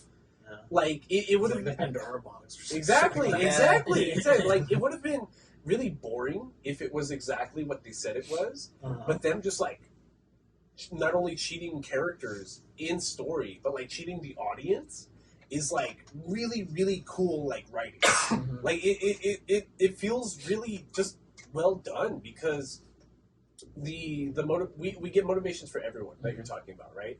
So Gilgamesh is kind of one of his sub goals is to become human again, to live in this world, because he's convinced that this is his world. Like his hubris is based on being Gilgamesh, the owner of all wealth in the world, always. Ryder, if he were to get a wish, he would want to rule the world, to conquer the world, because they all have like these regrets from like their real life, but like they're historical figures. Like these are like a handful of people that all of humanity knows forever. Terrible people, I'm assuming. Terrible people. It has to be terrible. But like it's cool that they humanize them, and they humanize them with faults. Correct. Yeah. You all have your hubris, and this is almost. I was wondering. They all have their hubris, but that's what makes them human, right? They're not perfect like a lot of like history books try to write it. Like they really like it's all just made up bullshit. It's a fucking anime, right? It's terrible from our perspective. I mean, it's probably terrible for the people that they like rape and pillage, but is it terrible for them because they just wanted to expand? And you know what? I'm talking about the actual people, not the ones from the show. I'm talking about like yeah. And I was hearing this fucking conversation. I can't remember from who. Maybe a TikTok. I don't know who I heard this conversation with, but it was like psycho people in wars or in armies is like, you don't want that person to go into war or pillaging a village or something like that and be like, holy shit, what have I done? It should be just some guy that goes, pillages, conquers, and comes back like, oh cool, I'm alive. Yeah. I'm back. You know what I'm saying? Yeah. That's just trippy. That's just trippy. Because most of these people are completely weirdos, right? Yeah. Oh yeah. And like there's a romanticization, like again with Greek mythology, with like Alexander the Great, the Romans, like all that. There's a like a hero-like thing, like Thor. Like going around conquering things. Yeah. Well, what I was going to talk about when it came to like hubris or like all these characters having faults is like Gilgamesh is both the most humanized, but he's also the most fucking psychotic. Like his whole thing is that he really does believe that all people, everything they own belongs to him. Like everything is Gilgamesh's, and to that point, like he's very. There's scenes like halfway through season 1 where they make him very sexually fluid, because he's convinced everyone belongs to him. So I'll take, like he'll just take anybody, and it doesn't matter. And that's like somebody like Kirei kind of uses that against him. Like he plays along with him to the point that like Gilgamesh, more than any of the other heroic spirits, needs to be like lauded. He needs to be like appealed to, or he won't do it. As opposed to all these other heroic spirits, like Ryder's just like, we have a fight, let's go do it. I'm like, he's like Viking style about it. Just like like a Homelander. Because Homelander needs to be like, oh, I need to. He hasn't watched The Boys. Oh shit. I've seen half of season 1. Dude, I already. It gets so weird. Like it's crazy. He's not afraid of hands. Oh, dude, it's so crazy. I started so season 3 weird. yesterday. And, I think I'm in season But 3. neither of y'all saw Hot D this week, right? Which one? Neither of you saw House of the Dragon this week. I No, I started didn't it today, I did and I see couldn't episode finish one. it. We can talk about. I saw episode 1 already. I didn't haven't see seen it. the second. Okay. I didn't see it. Well, season 2's not out yet. No, we're- episode. we- No. Episode 2's not out yet. It comes out today, doesn't it comes out in 2 hours. Oh, okay. Cool. I I'll haven't watch seen those tonight, and we'll Yeah. talk about it. I've seen the first one already. We can nerd down about it Uh, later. yeah. I was gonna watch it with Frank today, bro. Like, Your my- father-in-law, My Frank? father-in-law today. He's like, well, thank you for helping me. I'm like, yeah. It's like, can I get? He's like, you want a shot? I'm like, all right, cool. We did a tequila shot, and then we're about to put it on. But then the baby got here. V and her mom got there with baby. He was asleep, so we just went home. Okay. Yeah, but I was gonna watch it today. You know what? Maybe We didn't watch actually. it with, I was watching it with Karen, and Karen never seen any of Game of Thrones. Karen, And like yeah. she was, it's because, fuck it, I'll talk about it right now. You know It's like I forgot what an HBO medieval show's like. Yeah. And Karen she just knows dragons and fantasy stuff, and then like there's so much gore in episode 1 of House of the Dragon. She was just like, what the? And it doesn't end. It's so like anxiety building. It's like the last 30 minutes of Uncut Gems. Just like, Dude, yeah, it just everything keeps was just happening going- and happening. And like me, I was just like, oh yeah, Game of Thrones. Game and of then Thrones. Karen's just like, what is going on? Like, What made me actually like fucking go and watch it was your tweet that was like, the acting is so good. It's 10 out of 10. I was like, I started like watching literally, it, like, they got the dude, best actors in the entirety of the UK in this show, and that shit, it shows That so guy much. that guy's Doctor Who, right? That's Yeah. Doctor Who. Okay, yeah. I was like, that's Doctor Who's the Who. evil brother. Yeah, bro. When I saw him, I was like, dude, Doctor oh, Who's the man. evil brother. Everybody plays who they're supposed to play. I think. Oh, that's so everybody tight. was so nice. Anyways, what are we talking about? We're still on season 1 of Fate Zero. And it's 25 episodes. 25 episodes. 25 Season 1's episodes. 13. And I want to say this could have been 18 episodes. Oh, I knew you were going to say some shit like this. It could I have. knew you were going to say some shit like this. It could have. But not really. Honestly, those first Like, 4 not episodes- really, because, like, there's so much Yeah. information. You kind of need all of it. And this is my first time. This is my first time episode. watching it. I want to rewatch the beginning because the beginning serves me with so much. And like again, like I was just so distracted of trying to figure out what was gonna go on because it's like a clue thing. It's like a Knives Out thing at the beginning. Yeah, you know exactly. You know, Exactly. and then I'm like, what's going on? What's going on? What's going on here? What's going on there? And no, I spend too much time in my head in those beginning episodes that I want to revisit it again. But you having a podcast ruined your experience because you're so used to like being able to talk about things and try to break it down. bro, Vianney asked me, he's like, did you like the anime? It sounded kind of boring. I'm like, I need to talk about it before I make a decision. It's like, because I know I like some aspects about it. I know I don't like some aspects about it. But it is, I know you don't like Guy Ritchie movies, but like Guy Ritchie movies move across characters like that and making a connective story towards the end. You know?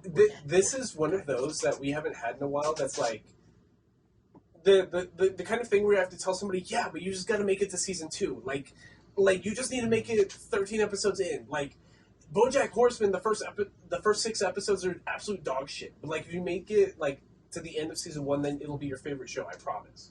Like, it's one of those which are like hard to solve because like a lot of people have that take like, why would I waste my time like that? Like, why would I watch like a half bad thing? But like, This is not a half bad thing. no, it's just it's like a 5. It's very average. All of season 1's just like average. It's like a second watch to Uncut Gems. This is gonna be the better time you have. Yeah, You know what I'm saying? Yeah. You know what I'm saying? Like Yeah. the second watch of like Uncut Gems and movies like this, like even the Guy Ritchie movies, like the second time you're like, oh, I know where I'm doing. Like I know where this is going. No, I hear you. Also, at the beginning, we didn't even talk about it. The show begins with Kuritsugo talking to his wife and his daughter, and then he says the dialogue of like, "Oh, I'm gonna be the death of you," or some shit like that. Yeah. Which, me as a first time watcher, led me to believe this was gonna be something like the one with Ren and Ram. ReZero. Oh yeah. Okay. You know what I'm Okay, saying? yeah. So then I got lost in like that thought as well, too. Really, you having this podcast ruined your watching experience because you couldn't go into it with just like just a blank slate. You're too like Absolutely. So like the first time you're going into watching Uncut Gems, you're like, oh, okay, this is happening, this is happening, this is happening, this is happening. What's gonna happen? What's gonna happen? And oh shit, this happened. Yeah. You know. I think this ties back into what we were talking about with Yu-Gi-Oh! How he played enough experience, and now since he's had so much anime experience now, he's able to be like, oh, I know this is. But it fucked him up. Yeah, that's the Oh, issue. yeah, It fucks him up. It fucks us up. Yeah. It fucked him up. Like that's the issue. The man hates Code Geass because the man hates Code Geass because he hates the pacing. Yeah, He's seen too many anime with good he was just pacing. like, what the hell, man? I've never heard that tape before. Anyways, the next big fight scene we get is at the Einsburn mansion. Kiritsuku is married to a homunculus of the Einsburn clan, right? They're one of the main like families here.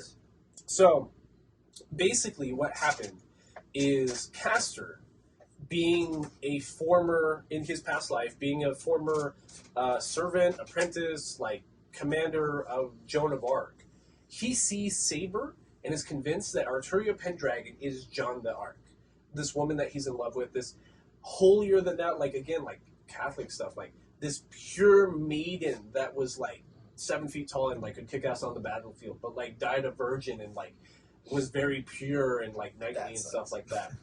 That's what I mean. So like him being obsessed with Saber makes him want to invade the Einsburn mansion to try to get closer to Saber, and that's when just like all just all parents kind of just go, like zone in on the Einsburn mansion all at once, which means that Kide is gonna invade the mansion as well with like remnants of Assassin, like the other personalities. Kiritsuku's there, and he anticipated it, which is why he lets it happen. He like sets up a trap for like Saber's master Archibald.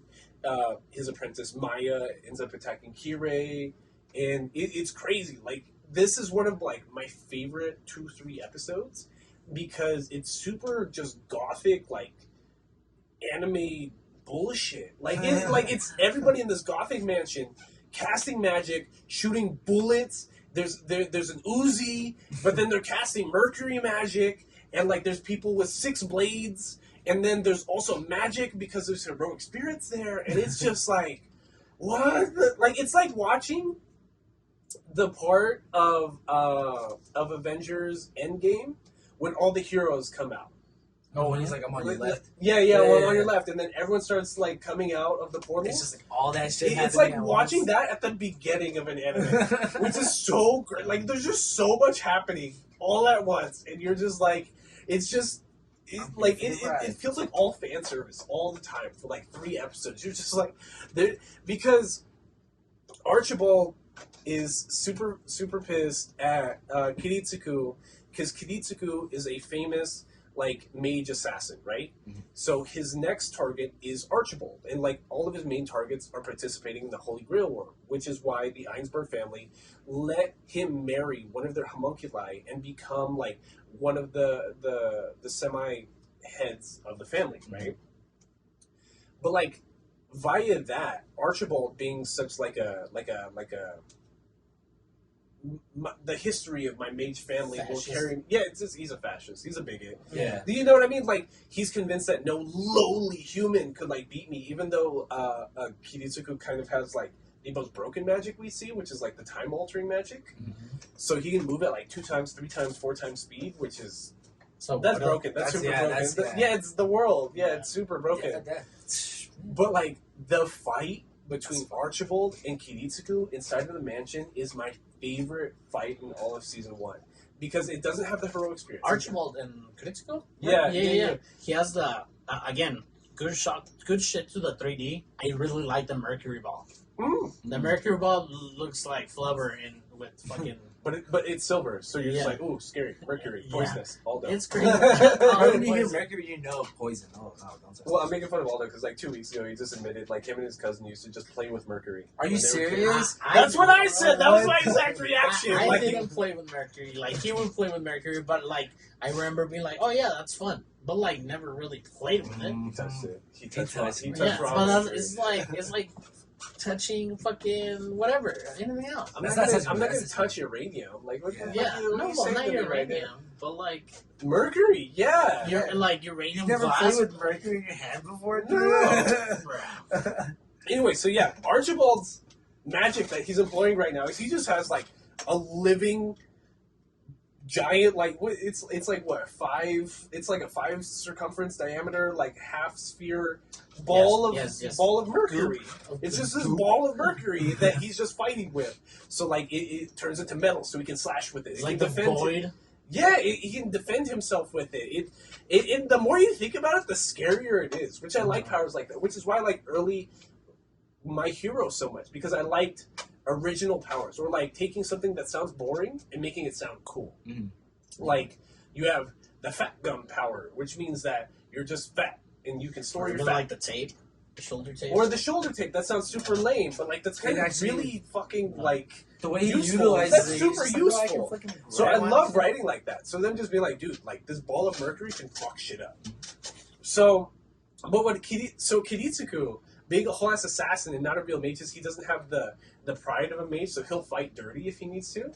He shows up with a whole ass Uzi and a big ass like golden eagle to the mage fight. So like he'll just be like blasting the guy with the Uzi, trying to like shoot Archibald, and like he's blocking with the mercury. Okay, and he's just like, okay, watch this. Loads the Desert Eagle with this giant fucking bullet, blasts it. It destroys his magic circuits, which basically makes him a cripple because he's got so much magic power that him having his magic, having his magic circuits cut and severed, like basically short circuits himself, and he's in a wheelchair for like the rest of the anime. Crazy topic, but have you ever seen like an electrocuted victim? No, I'm not fucking watching that. Dude, you gotta so be mine. I'm not watching that. the amount of electricity ionizes the oxygen in your muscles, so your muscles like turn into a chicharron, like it just shrinks.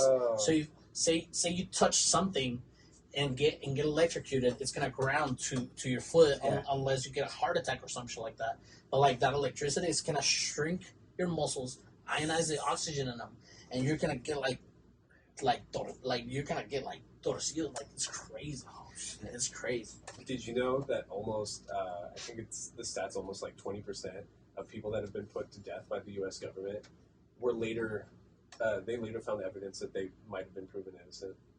Oh, from Like that. Well, the DNA testing didn't come to like the 80s, to like wasn't it? late 80s. Yeah. Well, that even happens with modern cases where there's no DNA available. Like sometimes just shit comes. That's like the biggest argument against the death penalty. Is that like, sure, even like a lot of people can agree that like some people are just so evil, like you can't support them on the government's dollar, right? But if there's even like any % chance that like at a later point they're later proven innocent, it's just like That's for why what? that's For why what? people get like 3 lifetimes. Yeah, Or exactly. Yeah. Exactly, because at a certain point it's just like, I don't know. Yeah. Who the fuck's gonna live 4 lifetimes? It's like 80 years 3 times. 3 times. It's like, yeah, bro. It's like, what the fuck? and life is what 25 to life, 25 right? to So life. it's in between. You can be your case is gonna get reviewed every 30, 20 years or some shit like that. Yeah. I could.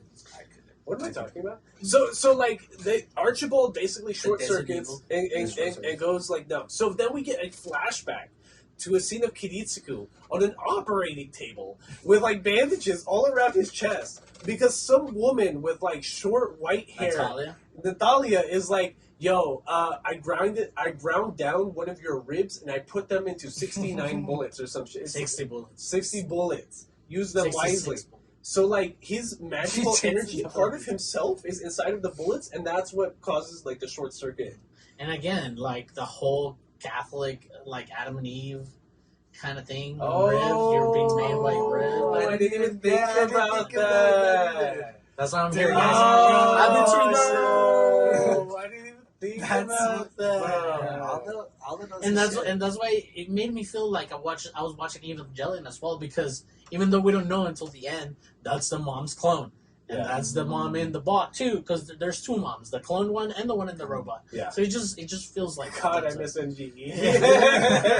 I miss NGE. Yeah. It's such a clusterfuck, but I miss it Yeah. so much. And if I swear to God, for a moment I was like, I'm gonna go up to Drew and be like, dude, I don't know what the fuck I just watched. You know? Because it gets so crazy at one point. It gets crazy. And that was before I knew it had a good ending. Yeah. Like, it has an ending. It doesn't have that crazy good ending, but it has an ending, you know, and it's nice. It was nice. It was a nice week. I'm glad because, like, I really thought the pacing was going to get you because I was thinking about Code Geass a lot too, and I was like, Jesus Christ, like, maybe I didn't think this through.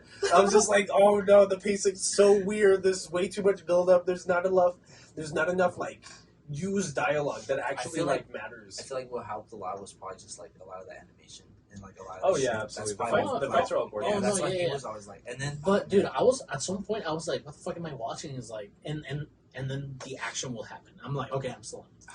The music, no lie. I said this earlier, but it's like the music always throughout the show. It's scary. It's always good, especially I the love music like that. It's just always, every time I hear it, it's always like Dark Souls. But I'm always just like, dude, boss fights happen. I talked about it during the Nerd Down last week, but the first time I ever saw anything from Fate was the scene of Fate Zero, where I think it's Gadia like goes into the church and there's a body there.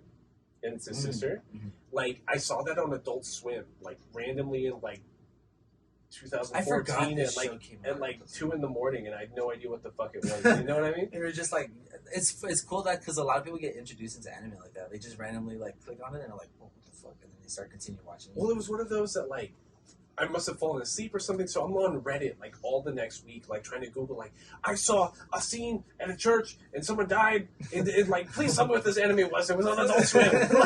like, please, what is Please tell me what it was. Yeah, that's how somebody was like, oh, it's probably Fate Zero episode whatever, scene whatever the fuck. I was like, son of a bitch it is. And that's what got me into the Fate series. Yeah, because we've been talking about this for a while. We have, because it's a really big deal, to be honest. Because even at that same point that, like, Archibald's becoming a cripple, we have Castor out on the yard of the Einsburn estate. Like, he brings out children because he assumes that Joan of Arc, his betrothed, his love, is going to love them. And Saber is just a good person and sees kids out in the forest. It's like, what's going on, kids? What's going on? And that's when Castor just brings out all these monsters and just mutilates these kids, being like, ha ha ha, Joan the Arc, my betrothed, isn't this like a beautiful defamation to God? Aren't you so like? And just for the sake of like, this Zala being introduced to you, the original thing they were at the whose state were there? Einsburg State, where our protagonist, what's his name? Kiritsugu and his wife live there. Kiritsugu, his wife is there. Saber is there, and then the daughter. Maya. Yeah. Maya too is there. Mm-hmm. A really cool character. Reminded me of Jujutsu Kaisen, the one girl that is like super quiet with the nails, and the hammer, and. I love her. For some reason, the mages. I was like, she's loud as fuck. She's not even quiet. Well, yeah, she's not quiet, but she looks like her. It reminds me. It reminds me of the quiet girl in. It reminds me of the chick with the glasses. Yeah, Zero, it reminds you of the girl that uses magical weapons. Yes. But anyways, the mages can feel attacks or the proximity of a spiritual character, except for Berserk. Berserk is the only one that nobody can fucking see, I think. Yeah, he's too chaotic. Correct. And then, so that's when Kuritsuko sends Saber to see what's up. So at this same point, Kuritsuko is like, "Hey, dog, we need to leave in the opposite direction. You need to take her in the opposite direction because if they're attacking over here, somebody's probably attacking the castle right now." Yeah, and that's where because it is so, and I wanna compare it a lot to Code Geass because what I didn't like about Code Geass, I liked it here. Yeah, because all the connections between all the characters and everything that is gonna unfold, like wraps around really good. Yeah, really good.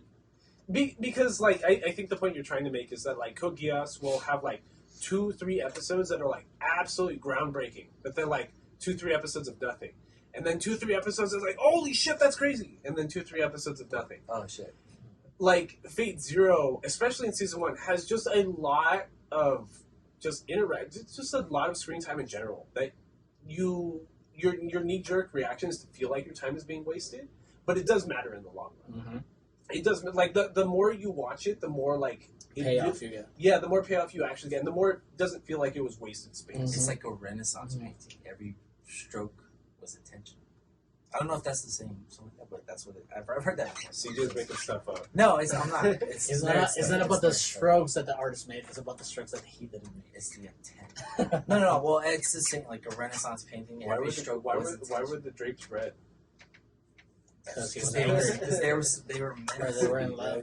Anyways, so like murdered. like basically Kide, they're supporting like the Tokiomi household and stuff like that. He is a magician slayer kind of on par with Kiritsugu. Like when Kiritsugu is doing his research on Kide, he's like, holy shit, it's kind of like a lot like me. Like he gets right to the point of mastering a lot of magics and then quits and starts a different form of mastery. And like he uses that to be like an inquisitor for the church, and that's why he's killing people. That's why he's killing mages for blasphemous acts. So like everybody that's working against like the Tokiomi like alliance in the Holy Grail War is working against the church, which is vehemently blasphemous, which means he's got to kill you. And his whole magic is he just like summons 3 blades out of his hands and just Wolverines you to death. That's his magic. Like all the magic in the world that he's nearly mastered, he's just Wolverine on the weekends. That should tell you something though. That after all the knowledge that he knows, this is what he relies on. So it's like, hey, maybe that's That was probably, and it's not that cool because he does throw the knives, pretty cool, but it's probably that more lackluster of all the magic. I think that what made me feel it is the fight with him, Maya, and Iris Veal, because like Oh yes, that was good. Kirei is convinced that like he fell for the Kiritsugu trap, and he really does think that Iris Veal is the main master for Saber, right? So that's one of the reasons why he invades the household with Archibald, so that he can try to kill the master. So when they meet him out in the forest, like outside the mansion, he kind of goes straight for Iris Veal, murks her, grabs Maya, who's like an assassin level mage that was trained directly by Kiritsugu, grabs her, kind of almost kills her too. You think she's gonna die too? She almost gets like, I don't know. A lot of the language he starts using is very like, I'm owning you, I'm dominating you. It's very BDSM. That's what I'm saying. It's very. That's exactly the part I'm trying to make. It's Categories. It's very assaulty. So like the juxtaposition, the metaphor is that like, dude, like he's violating these women, kind of feeling you're getting as an audience, and I'm just like. I feel terrible. I'm just like, this is an awful anime. This is so evil. Yeah. This is so mean, kind of stuff. But eventually, he just kind of gets knocked away by Saber. Like she doesn't fall for his fake. Kiritsugu sends her back to go take care of Iris Veal, and she like fends him off. Mm-hmm. But like just that fear from like that's a directing thing. That's a direction choice that like I think is portrayed really well. Like that's good storyboarding. That's good production to like get that kind of feeling from something like this. It's about mages and stuff, and now I'm worried about like 2 women I barely know being raped. Like this is terrible. This is right. It really gets you in your feels. You're like, holy shit. What would they say? Pulls the heartstrings. Yeah. And then basically the ending of season 1 is that what's his name? Weaver. No, Waver? Waver, thank you. Waver has basically found the exact point in the sewers that Ryunosuke and Caster are living in. But it's not only that, they're living in the sewers a la it. And they're capturing children. And they're performing blasphemous acts on them. Like they're defiling these corpses to try to aggravate God, to try to get a rise out of who they think is John the Ark. So, the episode Aldo was talking about earlier about like the Reen episode. Well, it's French. I don't know. It's Jean d'Arc. Like, but it's it's Joan of Arc. But we don't say that because we don't want to associate with. Anyway. My point is that like the Reen episode is like she sees Ryunosuke stealing children because Caster gave him a magic armband that lets him like charm children. Chuck E. Cheese. Yeah, he's just, and you just see him walking down the street full of all these kids. In her elementary school, a bunch of kids are getting stolen. They're worried about murders because they haven't found any of the corpses. So basically, Ryunosuke is just going around like it's like Southern Shibuya and like taking all the kids, taking them underground in this one sewer, and they're just like sacrificing them, and that's going to provoke God and make Caster more powerful. And I really like the dialogue that it's exchange between Ryder and Waver here, because Waver is a little bitch, and it feels fucking terrible that all the time that he's on the screen, he's just like, I don't want. But that would be hard, Ryder. It's like a complete contrast. And I fucking hate it. And for a second, I thought that was gonna be our protagonist, but I'm like, fuck. I hope not. Okay. Anyways, Ryder is such a cool guy. And he's like, bro, relax, bro. Like, give me a shirt. Give me some pants. We're just gonna take over the world, and you're my right man. He's such a dude, bro. Yeah, exactly. He's just 8 feet tall, Best jacked, friend, and just like, why are you worried? He's like, bro, I got this. Look at my cool T-shirt, dog. Like, Let's go to the frat party. yeah, exactly. Like that's why I like Ryder. Like he's just the boy, you know. So you're right. Like his nerdy best friend, Master Waver, is just like, oh my god, the sorcery's coming from this part of the river, Ryder. Okay, homie, let's go take care of this. Jump on my carriage. Ryder. The conversations that we're having, those bros conversation, although Ryder as well is like, dude, relax, you're good, you're doing well. It's like, stop it. He's like genuinely impressed that he was able to pinpoint where on the river the magic was. He was like, there's some alchemy. There's some alchemy. He's just like some low level alchemy, and like Waver's just like, don't worry about it. This is nothing to me, but like this isn't that impressive in the grand scheme of things. Don't cast any light magic right now. It's like you don't want to see this kind of thing. And then Waver flips again, and he's like, well, you don't think I'm good enough? I'll fucking light some fucking lights. And then he lights the lights, and then you get a punch of light. Oh, once they enter the sewer. Yeah, once they enter the sewer, he like throws out some flares, and then you see all this like fucking child abuse. And that's what I like. Well, besides the child abuse, before the child abuse, I wish we had ended on that point. But like the point of the character dynamic between Ryder and Waver is that Come on, dogs. Okay, we switched up. The point of the character dynamic between Waver and Ryder is that, like, Ryder is training Waver. Because Waver's only, like, 16 years old. You know what I mean? He's a young adult. He's very insecure, but he's skilled and has potential, right? Ryder, kind sees of like that potential. Right, but it's kind of like that conversation we were having earlier about how King Arthur's king mentality was like, I will be pure and they will try to emulate me and try to do perfect like I do. Ryder's dynamic as a king, Alexander the Great's dynamic as a king. I'm here for you. I'm here by you. Like, dude, like, I'm so much above you that, like, it's cool that I'm supporting you. Like, you should feel gifted. You should feel motivated. Honored. Thank you. And don't be scared because I'm there. Right, kind of exactly. Like, dude, you're not as cool as me, don't get me wrong, but you're my dog. Yeah. So, like, if shit goes down, I'm there for you. Like, don't worry about it. Like, I got you back, dog. And, like, the whole point of, like, Waver not being one of the major characters, not being part of a big family, but having, like, this support character, the only supportive hero, like, it makes him a better person. It brings him into adulthood, kind of. Like, it shows you, like, he's just an insecure, dumb kid, like we all were at 16. But like he made best friends with like, and he's not even the main character. What's that character's name from Vinland Saga? I don't remember any of the The characters. prince, though. I did watch Vinland Saga, but I don't remember. What's his You're talking about the one Prince of yeah, Denmark. yeah. I know You know what how you're he has talking about. I don't that remember moment his where name. he like shifts and he like Goes steps from a princely bitch yeah, to like to like king a bitch. manly man. Yeah, I was like, okay, this guy actually impressed me there. It made me think of that. We do need to watch Vinland Saga too. We do gotta watch Vinland. Anyways, so fuck, what am I talking about? The fight at the mansion basically. No, we're in the sewers. They saw Sewers, the bottle. thank they you. threw the torches up. So the child abuse all those talking about is like they've literally Which been sacrificing children. You heard me Like- say you liked. No, We all heard. like they are crucifying children. Yeah. And they're like mutilating the bodies to be as blasphemous as possible, and that's going to somehow aggravate God, and that's going to get Castor's magic ability up. So they get Ryder destroys everything though. Oh yeah, Yeah. oh yeah. Yeah. Which was one Like of the. there's like an altar of like mutilated Yeah. children, and Yeah. Ryder's like, this is the most blasphemous. like they're thing like, I've yeah, ever this seen." looks good.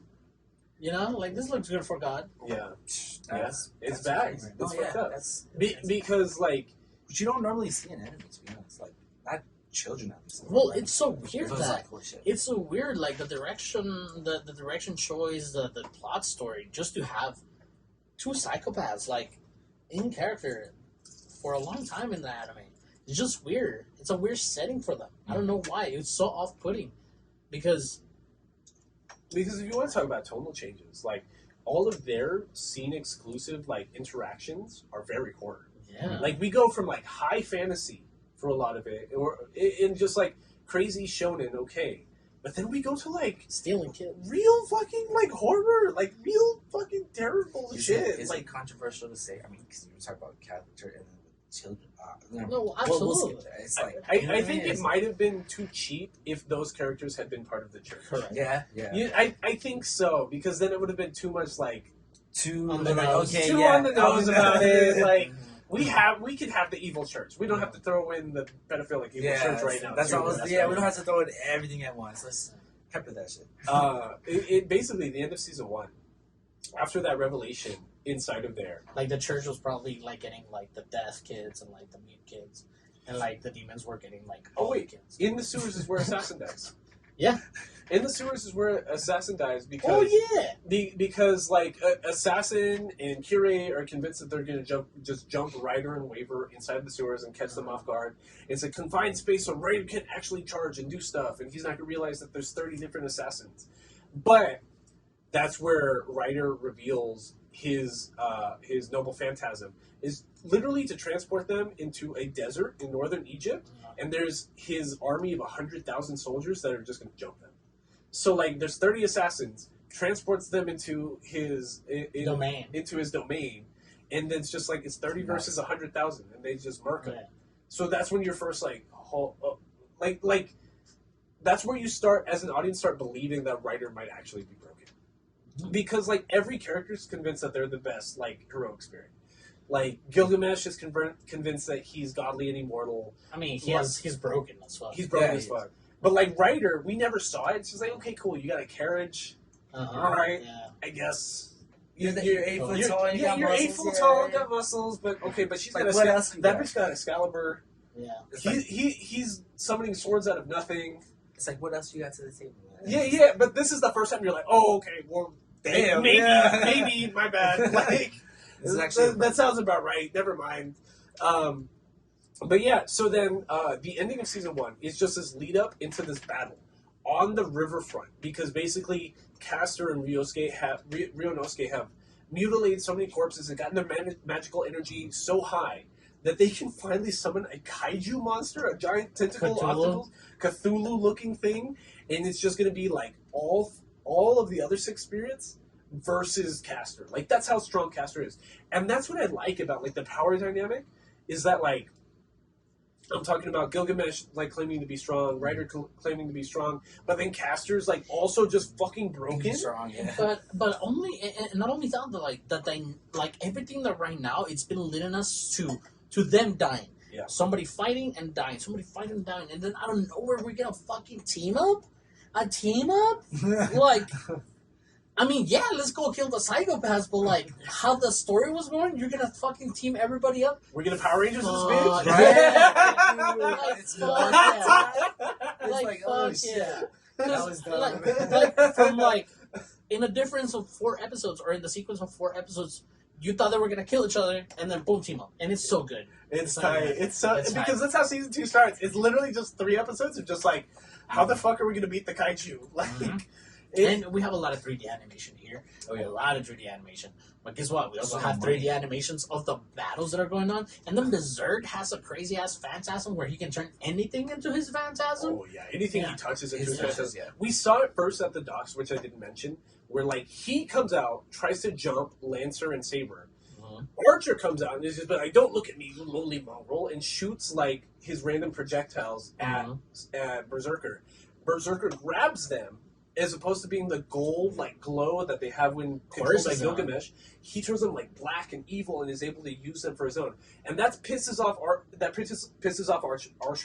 Archer more because Gilgamesh is like, "Who are you, you lowly scum, to touch what's mine? You crazy person. Yeah. You crazy person! Now I really have to murk you." It's wild. So if you like to get choked, this anime is Hey definitely for you. yo, hey yo! This anime is definitely for you. Like there's a lot of choking in this anime. There's Yeah. at least 4 people that die from choking. Because like Consensual. I think the thing Not about even. choking is No, I meant if. Oh, never mind. It's just none of taking. it's It's just. consensual. It's just taking the It's entirety of very your control. It's very Yeah. personal. It's very like what movie is it? There's a movie where it's just like I like stabbing The more than Joker. shooting. Yes, because it's Yeah. more personal. Yeah, it's like Choking's you know, like even more personal than Yeah. stabbing somebody. Yeah, you know why I like knives? It's like because you can really get to know somebody. That's No, exactly but what I'm choking thinking. somebody That's is exactly like what I'm with thinking. choking somebody Do is you because wanna- like you see the light in the eye go. Do you out, want to it's know just how that many of your partners were cowards? Yeah. Do you want to know how many beg for their life? Yeah, it's crazy. Anyways, so like the big river battle is the team up that all is talking about is crazy. It's super like honestly, I was kind of disappointed like the first couple episodes because nothing happens, but that's because like what the characters need to come to an understanding is that Saber needs the use of her left arm, which has been basically numb and made useless because of the magic tethering of Saber. And it's been a recurrent topic about along the anime. Like Saber is such a If only I could use my yeah, left arm properly. yeah. She's like, I can't fucking use my thumb. I can't hold my sword with both hands. Yeah. Like I can't be my purest self or some shit like that. But then in this battle, she doesn't. No, in the battle that they have later on, even though she's healed, she doesn't use it because the honor by not using it makes the sword stronger. Yes. Crazy. Like I her, actually see what Crazy. you're her version of nobility is that like, okay, you cured me of like the your power is so great that I needed to beg you, I needed to ask you to let go of that curse. Thank you. That like if I were to use my left arm against Saber against Lancer in the later battle, like it would damage her pride too much. Right. But like a big reason why they're able to do it is Kiritsuku's in the background doing espionage shit while the main like heroic spirits are like fighting Castor's big kaiju head on, right? Mhm. But none of them are big enough, none of them are strong enough. So Ryder gets the idea like, okay, Waver, I'm going to pop this thing into my pocket dimension. I'll probably only last 10 minutes. So in that time, I need you to find a solution, and that's where Kiritsuku calls him. And Kiritsuku calls Irisville, who's with Waver and the rest of them. And over the phone, Kiritsuku explains this to Lancer, like, hey, Saber's Noble Phantasm is in her left arm, and it's a kaiju universe-breaking Noble Phantasm. So, like, the only way we're going to beat this is if you give her use of her left arm. And Saber immediately like, no, dude, like, you crippled me like this. My honor can't let you heal it. Don't even do it. Like, I don't even want to fuck up our fight later. Not even the person that did it too. Like, fuck that. And the team up comes so organically Yeah. that at least me, for a second, I believed that we were not gonna have a conflict anymore. I was like, the Holy Grail War is what? I'm like, let's fight some kaijus here, you know? And the way, again, Saber, Lancer almost forgives the curse on her for that moment. Well, he breaks the spirit. Yeah, to kill, to be able to kill our what is it called? Caster Kaiju. And honestly, it just felt like such a Dragon Ball move. Yeah. And Dragon Ball moment, because that energy the Saber was able to like summon into her Excalibur, it was about the will of future soldiers and like past soldiers and shit like that, and then you can see all this energy float up. It looked crazy. What's crazy is like you're exactly right. That's the main plot line, but there's a B and C plot like at the same exact time. Yeah. Because at that same time, we know that Archibald is crippled, right? But he still has the command seals. His fiance Solao, like, is the one that's actually supplying the mana to Lancer. So with Archibald essentially being a cripple, Sulao takes over responsibility and gets his command seals from Archibald. And like part of Lancer's historic figure is he was called like, God, what is his name? His name is if his name is Diarmud Double, he was Diarmud of the Love Spot. Yeah, God, I should have taken French. He's got a birthmark under his left eye, right? Like a little mole. But, like, it's a love spot, right? So his heroic story is that, like, he started bucking his king's fiance. So, like, he was basically, like, murdered on the battlefield, even though he was the most devout soldier. He like, in his interactions with King Arthur, he's very noble. And he's got his pride about him. Yeah. He's stoic, exactly. So his vault is that women love him. That's a story. Is that like it after Archibald's fiance Solao gets the command seals, she starts approaching him about it, being like, "Yo, fuck my fiance." Like, me and you, pretty boy. Like, this is it. Like, let's go get the Holy Grail. Yeah, she was like, he said to love me, respect me, and say whatever I do. It's like, oh, he said that? Oh, cool. But Lancer he felt guilty about the whole thing. Oh, yeah. Because, he wasn't about, like... But that's part of the story, is that, like, he's a victim of, like... Of seduction. Of like, women's seduction. Because, like, a lot of the times... in the historic, like... in the scenes they give of like in his past life, they make it seem like no, the woman came at him. Yeah, like she saw him at her fiance's like court and was like, no, that's the guy, that's the one I want. So, but like, so he's always a victim in this scenario. Mm-hmm. Typical man always playing victim. Well, honestly, it's fucked up because like while we have that team up fighting the Caster Kaiju being Rider, Saber, and Lancer.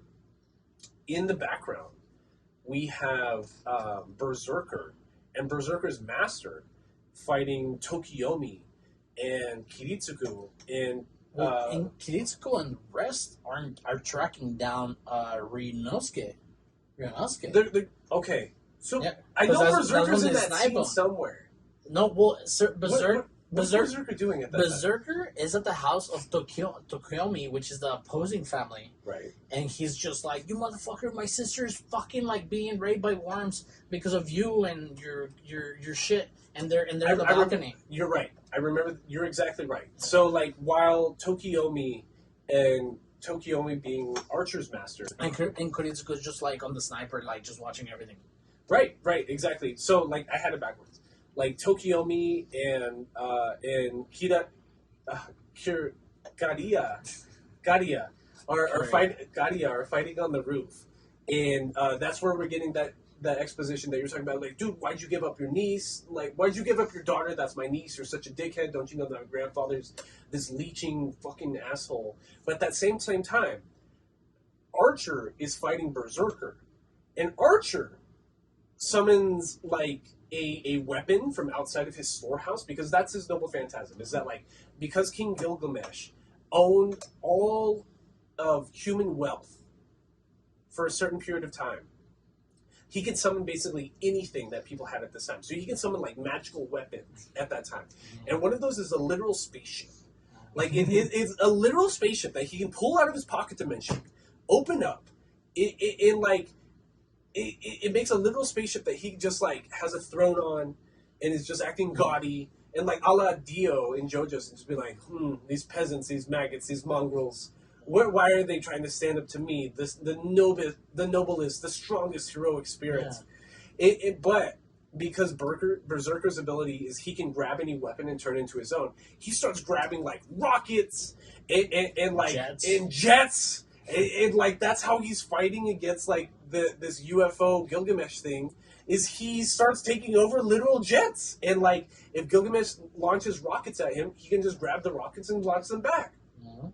So we're getting, like, this three-pronged fight at this time. We have, four-pronged fight. Like, we have the heroes on the ground. We have Ryder in his pocket dimension with the kaiju. We have Kiritsuku eyeing down Ryunosuke. We have Garia fighting Tosaka on the roof, and then we have like Ryder and we have Archer and Berserker up in the skies. Yeah. So it's just like it's so much, and that's how season 2 starts. Like the first like 2-3 episodes of season 2 are that setup, and you're just like, this is so much. This is just there's so much happening right now. And again, like coming to a close with this whole psychotic fucking arc of just like psychopaths killing kids and shit. Ryosuke has like this super weird fucking dialogue that Kiritsuku he snipes him and he sees his blood and he's like, oh shit, this is what I've been looking for as far as my murders. The whole time. Yeah, I could have just killed myself and be happy.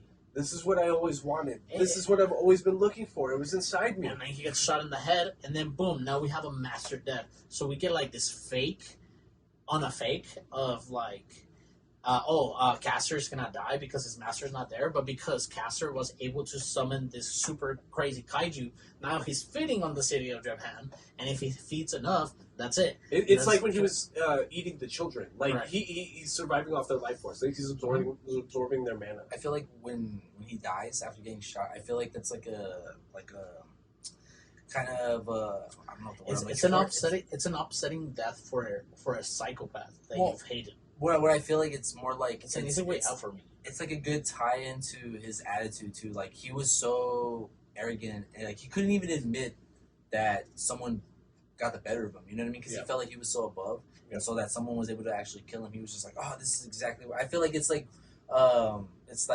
when you lose to somebody like in a game or something, like, oh, I meant to do that. You know what I mean? It's kind of like you're so. It's like a little petty type shit. I hate that. Like he's so arrogant and petty. I know what you're talking about. You know what I mean? Like that's how I feel like it was. I can't not relate anything to Yu-Gi-Oh. Like people will do that in Yu-Gi-Oh. Will be like, oh well, my next draw, like you were done, like you got lucky. You got lucky. You got lucky. Like, oh well, if I just opened up this certain way, then you would have lost. I promise. It didn't matter. I hate when people like, for example, like playing, like exactly. I'm just like, well, you fucking didn't. I feel like people, like when we play basketball, like pickup games and shit, people are like, oh man, well you're lucky that I was tired from like 4 games. It's like, bro, but you still came on the court to play, so you should have been ready to play. You know what I mean? Yeah, you still got washed. So just get off the court. I don't know what reality is going up here in your head canon, but reality. Yeah, it's like reality is this, bro. Yeah, you didn't pull through, bro. You don't got that. It's like being a Houston Texans fan. I don't have that about the NFL. Yeah, I'm very realistic.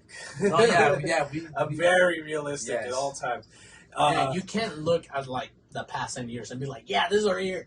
Nah, when we had Deshaun, we were good. We had that one run, and then it just like went away. Those 2-3 years with Deshaun, like just where it was like, okay, this is fun, and then it went away. So anyway, speaking of the scene where they kill Caster though. So you're right, like.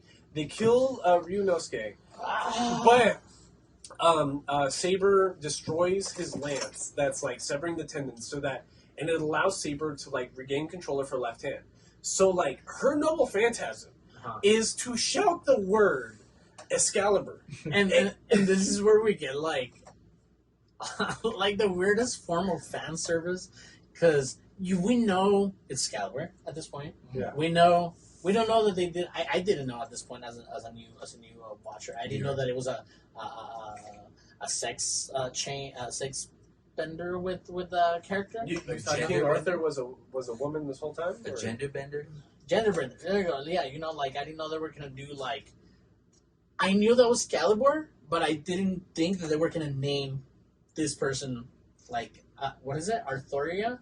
Arturia Pendragon. Arthuria, right? Like As opposed to Arthur Pendragon. yeah. If anything, I thought she was gonna be A Ansela, daughter. but like a bender gender on Ansela for some reason. I don't know why. Oh, okay. You know, so but like you get a little bit of dialogue from Waver being like when she finally removes the wind magic from her sword. It's like, oh, that's from Arthurian ages, and you're like, Yeah, like King Arthur. Yeah, like King Arthur. Who did you think Saber was? When you Yeah, were- exactly. And then she's like, I bring in front of you Excalibur, and it's just like He-Man and the I power of love God. it so I have the much. power. God, like Yeah. chills though. Amazing. Like it's such like a basic scene. It's just like big magic blast go boom, like kind of stuff. Sakuga. That was the word I was looking for earlier. Sakuga style animation. Like big free form, wow, like you just like over- randomly thought. oh of my that. god. But so so you get this big Sakuga blast, but it's just like chills because it's like, dog, like that's King Arthur. That's Excalibur. This is what we've been talking about for a whole season. Like that's really King Arthur. And what a point that I did want to bring up, which gets hilarious, is that even in the history books, everyone thinks King Arthur's a man, right? Mhm. But in the Fate universe, in later seasons, in this universe, we meet the daughter of King Arthur, because King Arthur was a dude and fucked a random witch, a random peasant witch, and had an illegitimate daughter, and she grew up to be a master swordsman. Mhm. But like that becomes that character's that Saber when she's resummoned. That's like her come to God like story. Just like, dude, my mom lied to me. King Arthur was a woman. I just saw King Arthur on the battlefield. Like, what the fuck? Like, that's King Arthur out there. Like, she's clearly a woman. My mom lied to me. I am not the daughter of King Arthur. So then it's even crazy in her own head, like, her coming to terms with being a master knight, but when she was alive, her identity was being King Arthur's daughter. But which is not true. So she's still a masterclass swordsman, her own historical figure, but wasn't who she thought she was in her real life. Mhm. So, like, that aspect Mindfuck. of historical spirits, learning about who they were in that past life while giving, like, subjectivity, while being, like, summoned in the real world, is a really big theme in the Fate series. And it's like, it's awesome because, I mean, UFO table, just like Demon Slayer, you're watching an action scene and you're like, why do I feel something Oh, yeah. during this action scene? Why am I feeling things? Well, fucking Tanjiro's like, I'm gonna fucking kill you, you fucking demon bitch. And you're like, why am I crying? It's like, oh, because they just showed like the entire background or like the demon or something like that. But it feels really cool. It feels really cool. No, yeah. UFO tables on it. It gives you more attachment to it. I feel. Absolutely. So the death scene with Castor when he's getting blasted by big fucking Excalibur blast is him seeing that holy light burst through the kaiju that he's inside of and he's controlling, and he starts reminiscing on Jeanne d'Arc. He starts hallucinating. He's just like, my lord, my beautiful, my virgin, like, this really is that holy light. This is what I've been looking for. This is why I was being so blasphemous. Jeanne d'Arc, I miss you so much. I love you so much. And that's how he dies, still in the delusion that, like, that Excalibur's light, that King Arthur's light is somehow tied to Joan of Arc. And honestly, I feel like this was like intentional because, like I said, the Rinosuke did. He also sees it as a reward. Like his death is a reward, but like as an audience member, you're like, like you weren't supposed to take it like that. Yeah. You know what I'm saying? And he feels like that. I don't know. It's just great writing too. Great storyboard. No, it's excellent. Because, like, even from that point on, like, Season 2 is very much treated like, we have to tie up the Holy Grail War. We have given you a whole season Of not a holy grail. of people just fucking around and learning who their historical spirits are. We're actually tying the bow on this. So it's just, like, nonstop battles from there on out. Like immediately after the fight on the river with Castor and his kaiju, Saber and Kiritsugu and Iris Veal show up to like the shed, to the abandoned warehouse where Archibald and his wife would have been, because Archibald's fiance Solao, like thinking that she was gonna run away with Saber, she got her left arm with Lancer, thinking she was gonna run away with Lancer, got her left arm with the command seals cut off by, was it by Kine? Lancer. Oh no, by Kine? Like she was on the fence. Yes, by Kine. Jump over, like, Oh so, yeah. No, so Kine trying to like emasculate her. No, by Kiritsugu. Was it by Kiritsugu? Yeah, because he then made the plan of that contract he signed with Archibald afterwards. Because Archibald confronted Lancer. It's like, you really ran off with my girl, bitch? It's like, no, it's not like that, sir. Please don't say those words. It's like, I swear I was not trying to do this. And it's like, fuck you. And then he uses one of his commands because he has him back from... No. Does he have him back at this point? Yes, he has him back at this point because he had already made that deal with Koritsugu, right? Right. So, Koritsugu... Saber and Lancer get into the fight. We've been looking forward to this fight because they're two knights that like were head to head at one point. Well, it was one of those where Archibald is in a wheelchair, and the church, Kirie's father, had told everybody the reason for the team up fight was that they would get extra command seals if whoever beat Castor would get extra command seals. So Archibald shows up and being like, "What do you mean? Lancer got the finishing blow, right? So I get the command seals." Yes. Oh, and he kills the guy. And he, well, yeah. Murders. Yeah, he shoots the guy. Yeah. That's how he got his... all sad. Yeah. That's how he got his command seal before knowing about the wife. Right. Yes. So then, like, that's when they're visiting Solao in the hospital, and, like, she's missing an arm, doesn't have the command seals. And that's when Archibald's, like, berating Lancer. It's just like, dude, you fucked up. You weren't watching my girl. Like, you were too busy being in love and being a hero and all this other stuff, and you're just as much as a fuck-up as you were in, like, your past life. Like, just being a fucking like, dickhead. no. Yeah, don't say that, master. I tried so hard. It's not my fault these bitches love me. So, Archibald's chilling at like an abandoned warehouse, and that's where like Saber and Kiritsugu pull up, and like Saber and Lancer are looking forward to finally finishing their fight, and that's where you get the scene that you were talking about earlier, Aldo, where it's just like, I will not use my left arm because you nobly incapacitated my left arm, and my honor will not allow me to use it, or it would be worse than death. And that's the only way I'm gonna beat you.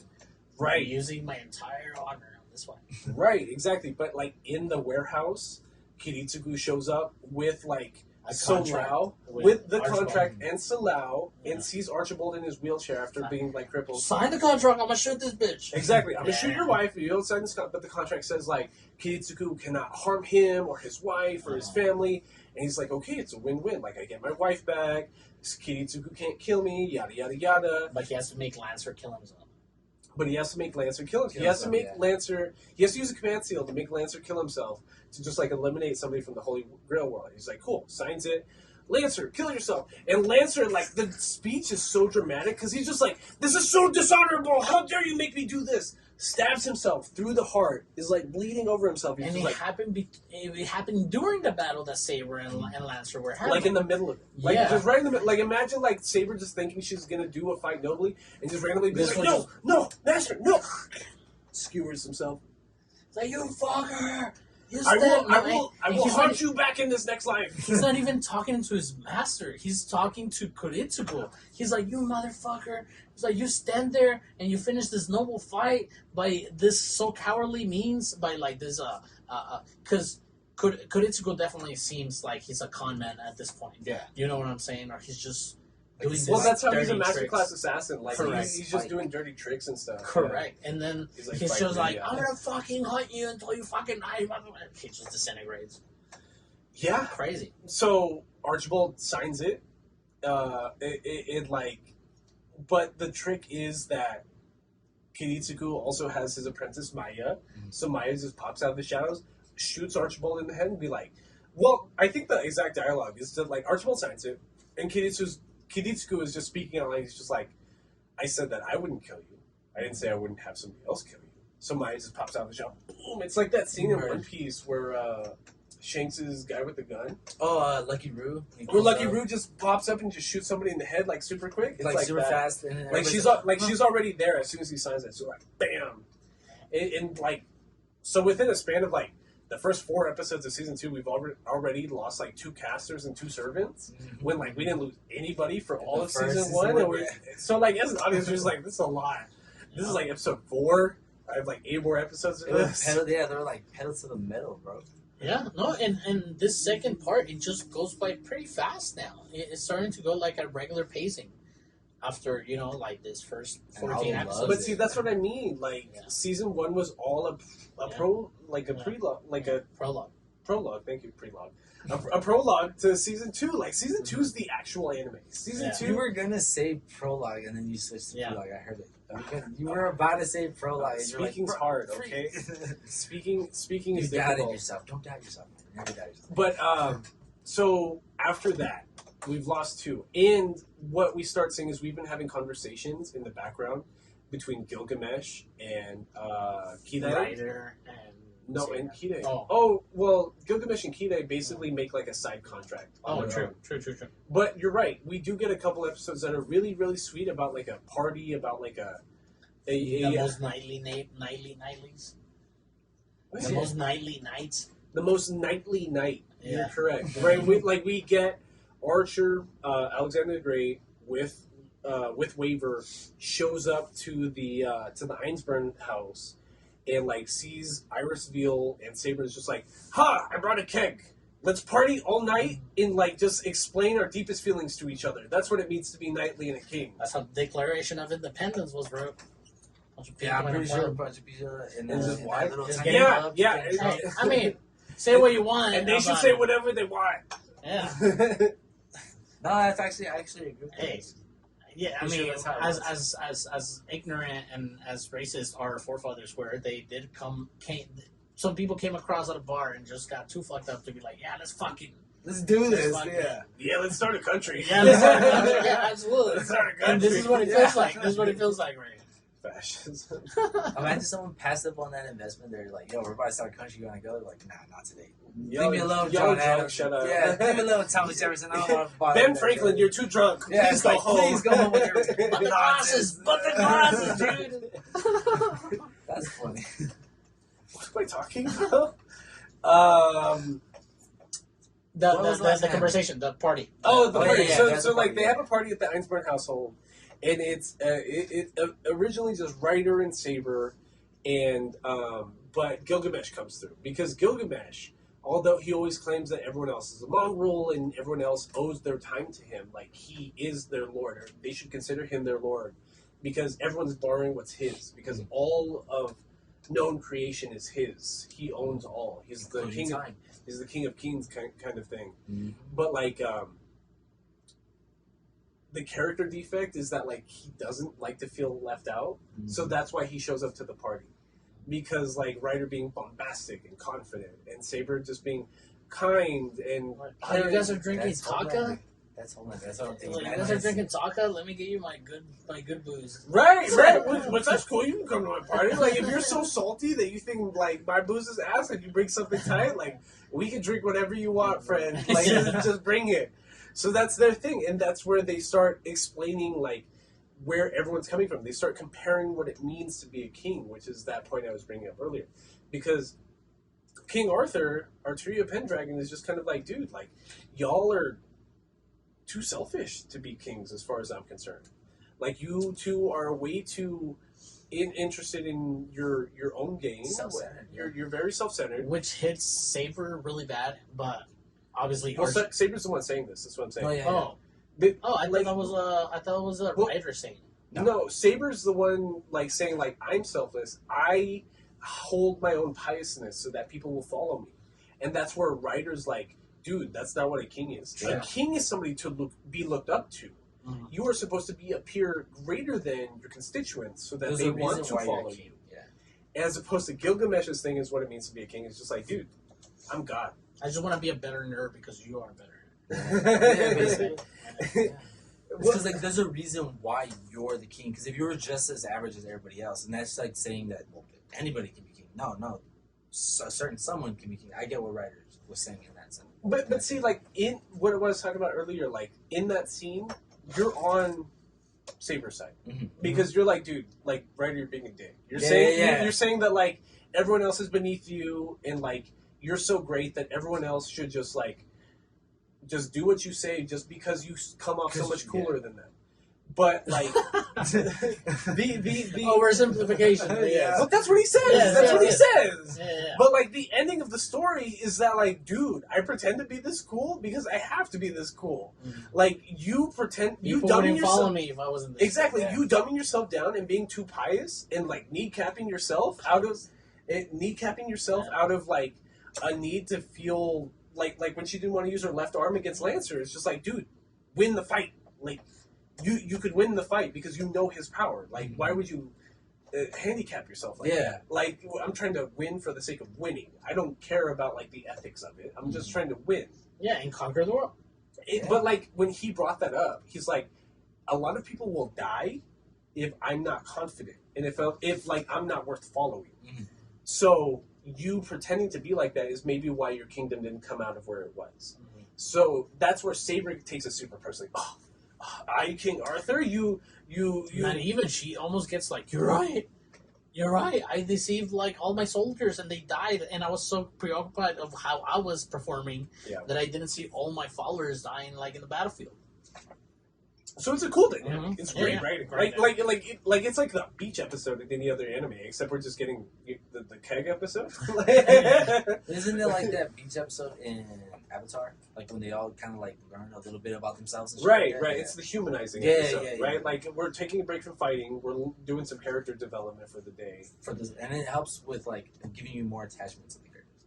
No, Because absolutely. it was during that time we're like, holy shit. Because after this scene of Fate Zero, like they finish drinking, they finish like the party, and they're just like, tomorrow we're enemies again. It's the beach episode, but the Normandy beach episode. Oh Yeah. The day before we all murk each other, this is like where we pretend to be besties. This is the D-Day beach episode. Yeah, I was like, what's that Normandy one? God, no. This is the D-Day beach episode. Don't worry about it, you guys. So like at that point you have like 4 or 5 episodes left of Fate Zero, and holy shit, it just goes. It just goes. Like it is so just like excruciating. Like what Aldo was talking about earlier, like in earlier in season 1, if you felt like you're not giving enough time, enough patience, enough backstory to really like get accustomed with this world, it's like the opposite feeling at the tail end of season 2, because it's just like, dude, we're just going. Are you with it or are you not? Like we're just moving. Like it was like the movie Speed. yes, yeah. It's like the last 5 episodes of Fate Zero are just like, dude, we're just going. Like people are dying. People are. If we stop, Earth is gonna blow up. So we Yes, have to keep like, we're moving, bro. That's what makes it so cool to watch. You're just like the second you start like episode 18, like you're just with it. Like you are just fucking You're going. here for the ride, yeah. Like you start it and you just know the rest of your night's just like gone because that's all you're doing. Like I can't stop after episode 20. What the fuck? Yeah, like I gotta I keep gotta going. see Like, what happens next. Yeah. Yeah, you have 5 episodes left. I believe at this point, V was like, "Are you liking the army?" And I was like, "Honestly, if you would have asked me an episode ago, I would have told you like maybe, but like now I really don't know because I'm like on it. Like you said, you're just like, holy shit, Lancer just died. That should happen. There's only 5 spirits left. Fucking Ryder is going to the mission, and we have the whole last dialogue with Waver. It's like Waver uses his 3 commands to fulfill Ryder's wishes, which becomes like a whole loyalty arc from Waver and being like a man on its own. And then he shows up against Archibald. Crazy shit. And then after that, we get another Kairi and Kirei and Kuritsugo fight. It is so crazy. And even the last episode and maybe an episode and a half of the ending, it's so like tie boaty that all this action happens. Oh yeah. It's so crazy, man. Well, let me try to break down. I want you to break down the ending, like. Okay, just so feels I'll crazy. pick up after the command seals part. So, like, Ryder, after using his Noble Phantasm after the caster fight, he's kind of maxed out on how much mana he can use, and he doesn't want to hurt Waver by like leeching too much mana off of him.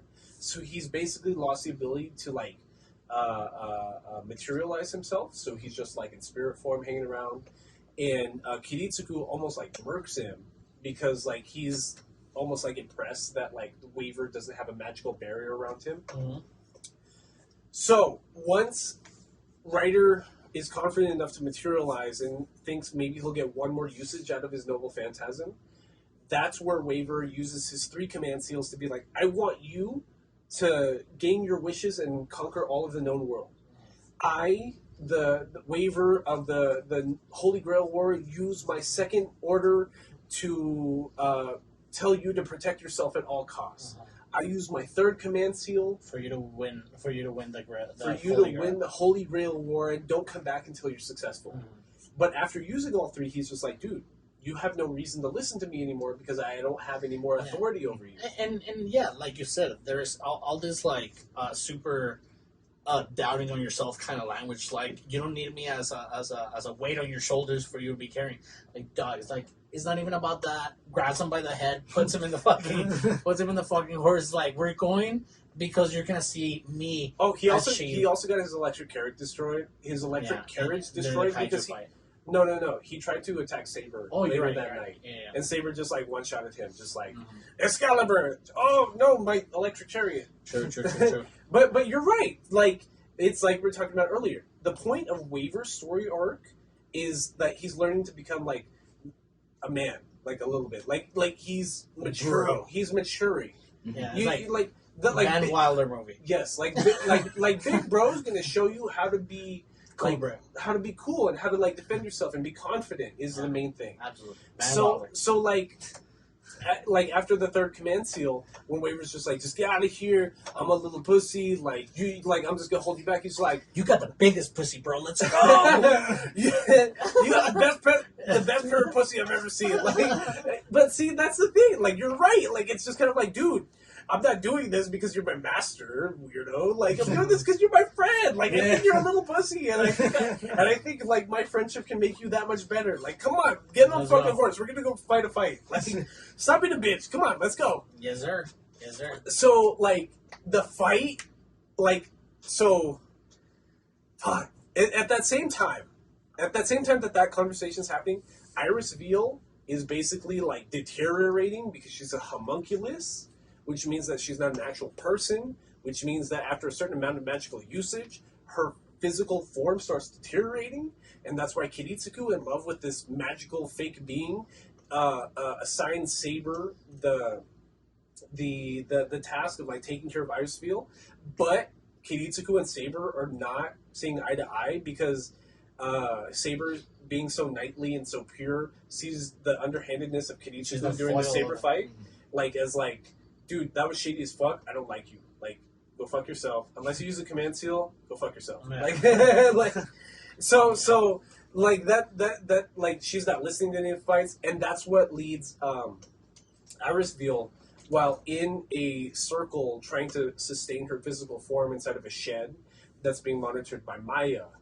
who we think is Ryder, breaks into the shed, steals Iris Veal, and that's what triggers Kiritsugu. Because he gets a call from Maya, and she's like, it was Ryder. He broke in. He stole Iris Veal. Come help! And like, so he shows up to the shed, is fucking livid, and sends Saber on the task to go like. I think the direct command order, his first command seal order, is go defeat Ryder. So. But she's like, oh, I gotta stay here with her. It's like, fuck, I need to go. Well, that's really... It's because the commands feel very intrusive. Yeah. You know what I'm saying? Because it could be against the will of the spiritual thing, but he's like, I gotta go fucking do this thing. Guess that's what It's it's weird. called, command. Oh yeah. Yeah, but it feels so like intrusive, so like kidnappy Yeah. sense to it. Oh, yeah. It's crazy. Creepy vibes. Well, this is where we get the cool scene where we see that Lancer can interject like her own ability, her own mana, into a vehicle she's riding and like turn it into. So she's just gets like a little bike that Kiritsugu gives her, like just a little motorcycle. Scooter. But she turns it into like by interjecting her heroic spirit into it. She gets like what she calls a horse, a stallion, but like it's just this big ass fucking like zoomy bike. Like it.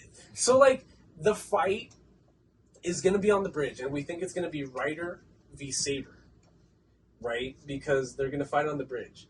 But what the actual fight ends up being is Ryder versus Archer. Mm. Because Archer shows up, calls everybody a mongrel and a peasant, whatever. And like Freezer. yeah, he's just Frieza like about it, and like Dragon Ball Frieza. No, I know, but he said Frieza. Oh, Frieza. Frieza. So they have another blast together. Gilgamesh and Alexander the Great do, and they're about to go into the final fight. Waver's there, and he's not feeling all that confident. He's really worried for his friend. Like they've really come to the conclusion that just Ryder and Waver are just besties. Mm-hmm. So Ryder's just like, look, I'm just gonna pop into the pocket dimension. Even if he has that limitless void of weapons behind his back, I still have 100,000 soldiers at my back, and I can win the fight. But there's this instance where Ryder tells Waver, he's like, hey, as your king, it's like, you better survive. You know what I'm saying? And he knew he was gonna die, because Archer at this point, his dialogue is so crazy. He's like, you crazy guys, just, living off me, living your own dream. Well, I'm about to wake you up from this dream. And as that's happening, like, this shit is like, it's like if you were having a boxing fight or a UFC fight and you heard the interviews of your opponent being like, I'm gonna wake him up from his dream, and as soon as he wakes up, he's gonna be like in tubes at the hospital. Like, that's not shit talk. That's like crazy, like not just manic, just like just matter of factly, like, I'm about to hospitalize him. Yeah, like he should be worried. Yeah. and when your family looks upon you, It's like your face is gonna be And that's what changed. And that's what happens. So like Ryder, he being literally confident in literally breaks his veil or his veil. Veil.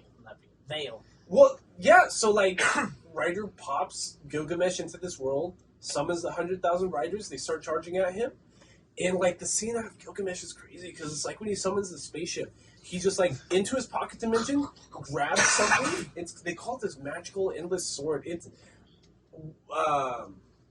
what's his name? Waver calls it like the weapon that can destroy a universe or Yeah, something. the weapon of weapons or some shit. Like, all Lancer does is he just Archer does is he just reaches into his void, pulls out like a this cylindrical like Rubik's cube. yeah, but like if he turns it in a certain way, it can like The Millennium unfold Puzzle it. kind of. Yeah, it's the Millennium Puzzle. It can unfold itself into this ultimate weapon. Yeah. So he's just super casually just like, I guess I gotta use Guess I it. gotta use this. No. Pulls out the ultimate weapon.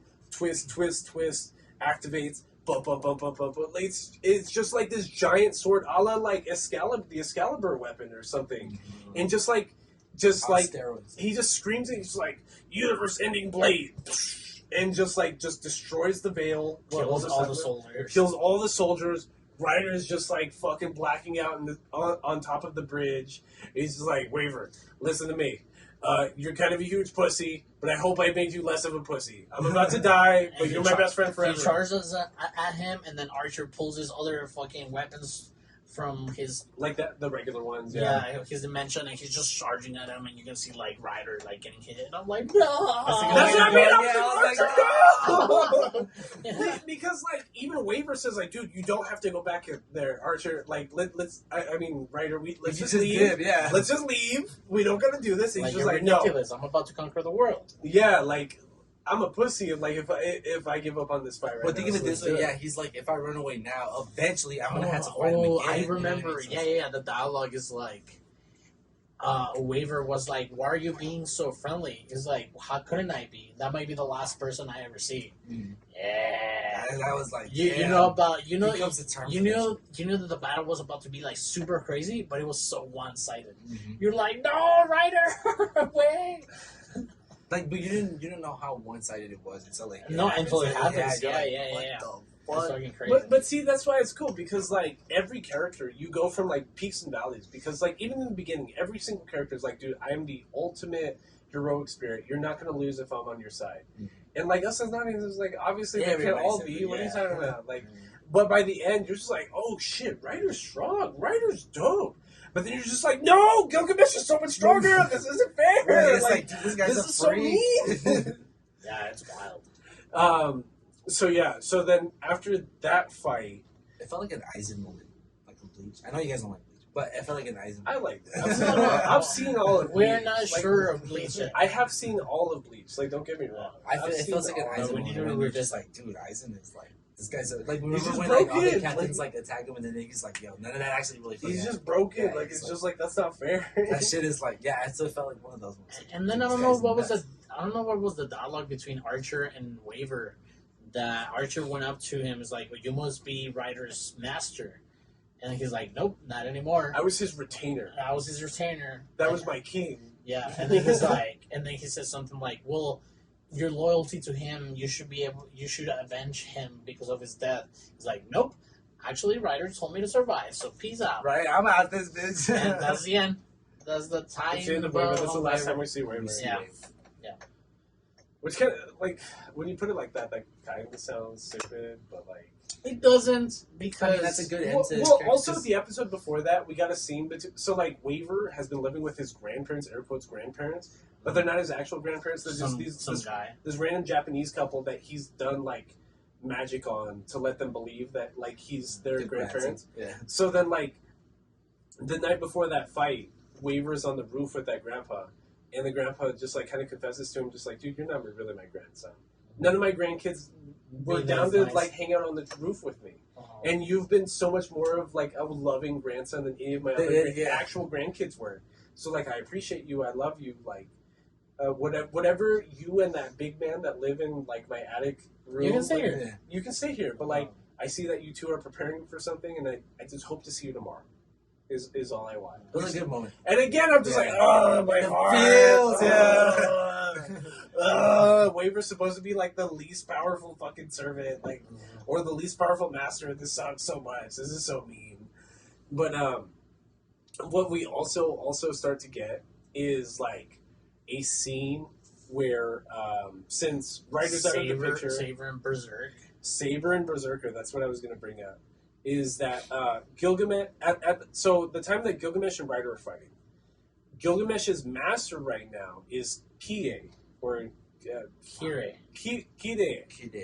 Kide, right? So Kide now like trying to gain the Holy Grail to wish for like the meaning to life. He's such like a sociopath. Like he's down to like just destroy the whole world to give his own life meaning. That he is doing a magic battle with Kiritsuku at the same time that Saber is fighting Berserker. And again, Neon Genesis Evangelion. Kire's motivation here to be like, I'm gonna cleanse the world, it seems almost like NGE. Yeah, Like, I'm gonna restore the world for my sake. yeah, absolutely.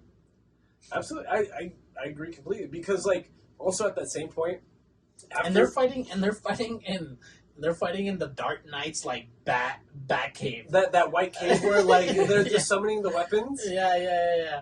Sounds like a Matrix. Also, it wasn't the actual writer that kidnapped Iris Veal like in the shed. Mm-hmm. It was Berserker, because Berserker's noble phantasm is just like he can turn into people now. They just made it up, but like basically Iris Veal as a homunculus created by the Einsburns is just going to be a catalyst for the Holy Grail to manifest in the real world. So she always had to die as part of like this Holy Grail War. Mm-hmm. But like now she's in possession of Kide. So in like this dark night, white void underground like basement thing, like Kide is He's in the world. he's summoning the blades again, but he has he has all the command seals of like the past Holy Grail Wars that his dad, as like this church pastor person, like passed on to him after he got murdered by Archibald.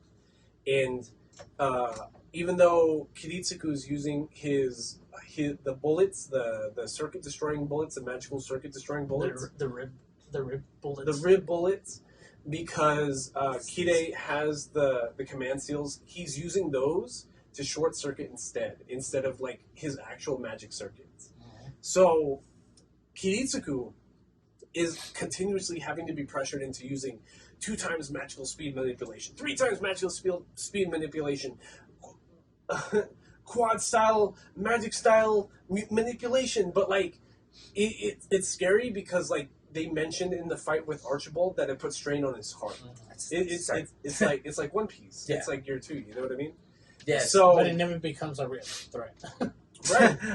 But at that same time, on the altar that had Iris Veil on it, it manifests the Holy Grail, and that Holy Grail is manifesting blood and like dark matter, like the manifestation of all the lives that have been lost while trying to maintain the Holy Grail War, which blasts a hole through the fight that Kiritsuku and Kide are having, and that like flushes them out because Kiritsuku was about to die. Yeah. Basically, like Kiritsuku had blasted Kide in the right arm, which left it like basically numb and useless. But Kide just went berserk mode and was about to kill him anyways. So that flooding of the blood from the Holy Grail stops the fight because it floods the room that they're fighting in. And then we get a 2-episode diversion of Kiritsuko's backstory and like why he's actually like a mage assassin. Like fucking Full Metal Alchemist. Yeah, like it's crazy because like just out of nowhere we just have a whole different anime. Yeah. Just for 2 episodes, just like near the end, like 20 and 21, we just have a whole different anime. It feels like it's Attack on Titan too. Kind of. Weird. So if you like choking, this is your anime. Because we get another choking of like the weirdest place because the anime begins on a room with Homunculus and Koritsuko, and him talking about the future and him talking about who he has to kill to save the world, and now that the Holy Grail has consumed not only Koritsuko but Kiri and also Sable. I mean, Saber at this point. Hold on, we were going to talk about like the 2-3 episodes we get of his backstory. True. So, like, Kiritsuku's whole thing on being a mage magician is because his dad summoned magic zombies in, like, Hawaii when he was a kid. so that has led him to, like, think that all mages are distrusting and, like, that they all deserve to be killed because they're probably up to no good, right? Yeah. They're probably corrupt. Witches. Right, exactly. It's that whole thing. So, like, Kiritsuku grew up somewhere in the Pacific, some kind of, like, island nation in the Pacific, and his dad was a scientist and professor that was trying to create immortality from, like, by studying plants and stuff like that, which, like, is led to believe to be the same power that the Holy Grail's using. So, Kiritsuku's dad had an assistant who was a woman that Kiritsuku, while being Was 12 it his years old... sister? It was an assistant. It wasn't his sister? No, Oh, it was okay. just like an assistant. Like, it was Okay. like... The mother figure. Yeah, somebody in the village. The nanny. The nanny, somebody that, like, was, like, a big sister to him while he was growing up. True. And she felt so insecure around Kiritsuku's dad, who was, like, such a good mage that was, like, helping plants be immortal and would defend his dad so hard in the village amongst, like, the priest and, like, the average village folk that thought he was doing witchcraft and wizardry and stuff like that, that she performed that immortal act, that magic on herself. And she turned herself into, like, a zombie. like a flesh-eating zombie. And then we have another different kind of West anime, Coast. and it turns to a fucking zombie movie. It just turns into a zombie movie for like 2 or 3 episodes, and then all of a sudden it's like Kiritsugu is running around trying not to get murdered by the zombie villagers, but then like the Magic Society task force that's equal parts like subcontractors and like the church, a la Kide and stuff like that, like showed him that there really is like this underground society of like magic assassins like performing. So that's where we get the story about the girl that essentially raised him, that like made the bullets out of his ribs, and like she was one of these magic Natalia. assassins, Natalia. So the last episode of this sequence is absolutely crazy to me. Natalia had this mission where she had to kill somebody that got away from her at one point, which was a guy that used bugs to turn people into zombies, a la like when Kiritsugu's dad kind of thing. Yeah. So she cornered him on a plane and killed him. And then it turns like James Bond at some point. And then it turns super James Bondy because basically she kills the guy, but he was hosting the magical bugs within himself. So when he Like died, a fail-safe. yeah, all these magic hornets like escape out of him and start turning the rest of the passengers into zombies, magic zombies. And like Kiritsugu's thing being like, I will kill anybody as long as it's for the better of humanity. Peacemaker stuff. Peacemaker kind of stuff. He has like the needs of the many outweigh the needs of the few. But then the But it's dialogue. super cutthroat. Yeah. But in the dialogue too, we have a radio. There's like a whole episode that's a radio conversation between Natalia and Kiritsugu. Correct, and it's like, hey, thank you for everything. This shit's going sideways, by the way. I need you to kill, I need you to like kill everybody in this plane, because if this plane crashes She into doesn't Earth, say it out loud, but it it is a plan. it's It is a very plan. implied because Yeah. like she taught Kiritsugu that like what CJ's talking about, the needs of the many outweigh the needs of the few. Like I'm not infected right now. The entirety of the rest of the plane's infected. So like I want to live, but you make your best judgment. And Kiritsugu being that cutthroat, being like, dude, there's zombies on the plane. I have to blow up the plane. What are you talking about? Like, Yeah. like, you're not gonna land that fucking plane. What are you talking about? But the conversation goes as like, it's like, oh well, nice meeting you. Thank you for everything you've done for me. I'm so sorry. It's like I want to call you a mother, or no. He's like, you were like the father I never had. It's like, bitch. It's like, I'm a woman. It's like, just call me your mom. It's like, it's fine. Yeah. It's like I'm sorry. What I taught you was the only thing I knew, but like, you will be safer this way, or you will be better. It's off really this sweet. way. It's Yeah. really like And heartstring. then he's just like, Yeah, with a grenade, well, not a rocket launcher. rocket. it's a like guided, RPG. it's a guided rocket launcher. Because he's talking to her Javelin over, on- he's talking to Yeah. her over the intercom where she's talking like she's gonna land. Oh, I'll see you in 20 minutes. Like I'm about to land this plane. And he's just like, sure you are. And we just saw like half an episode of him just taking a little canoe out in the middle of the bay so that he can try to line up his rocket launcher shot.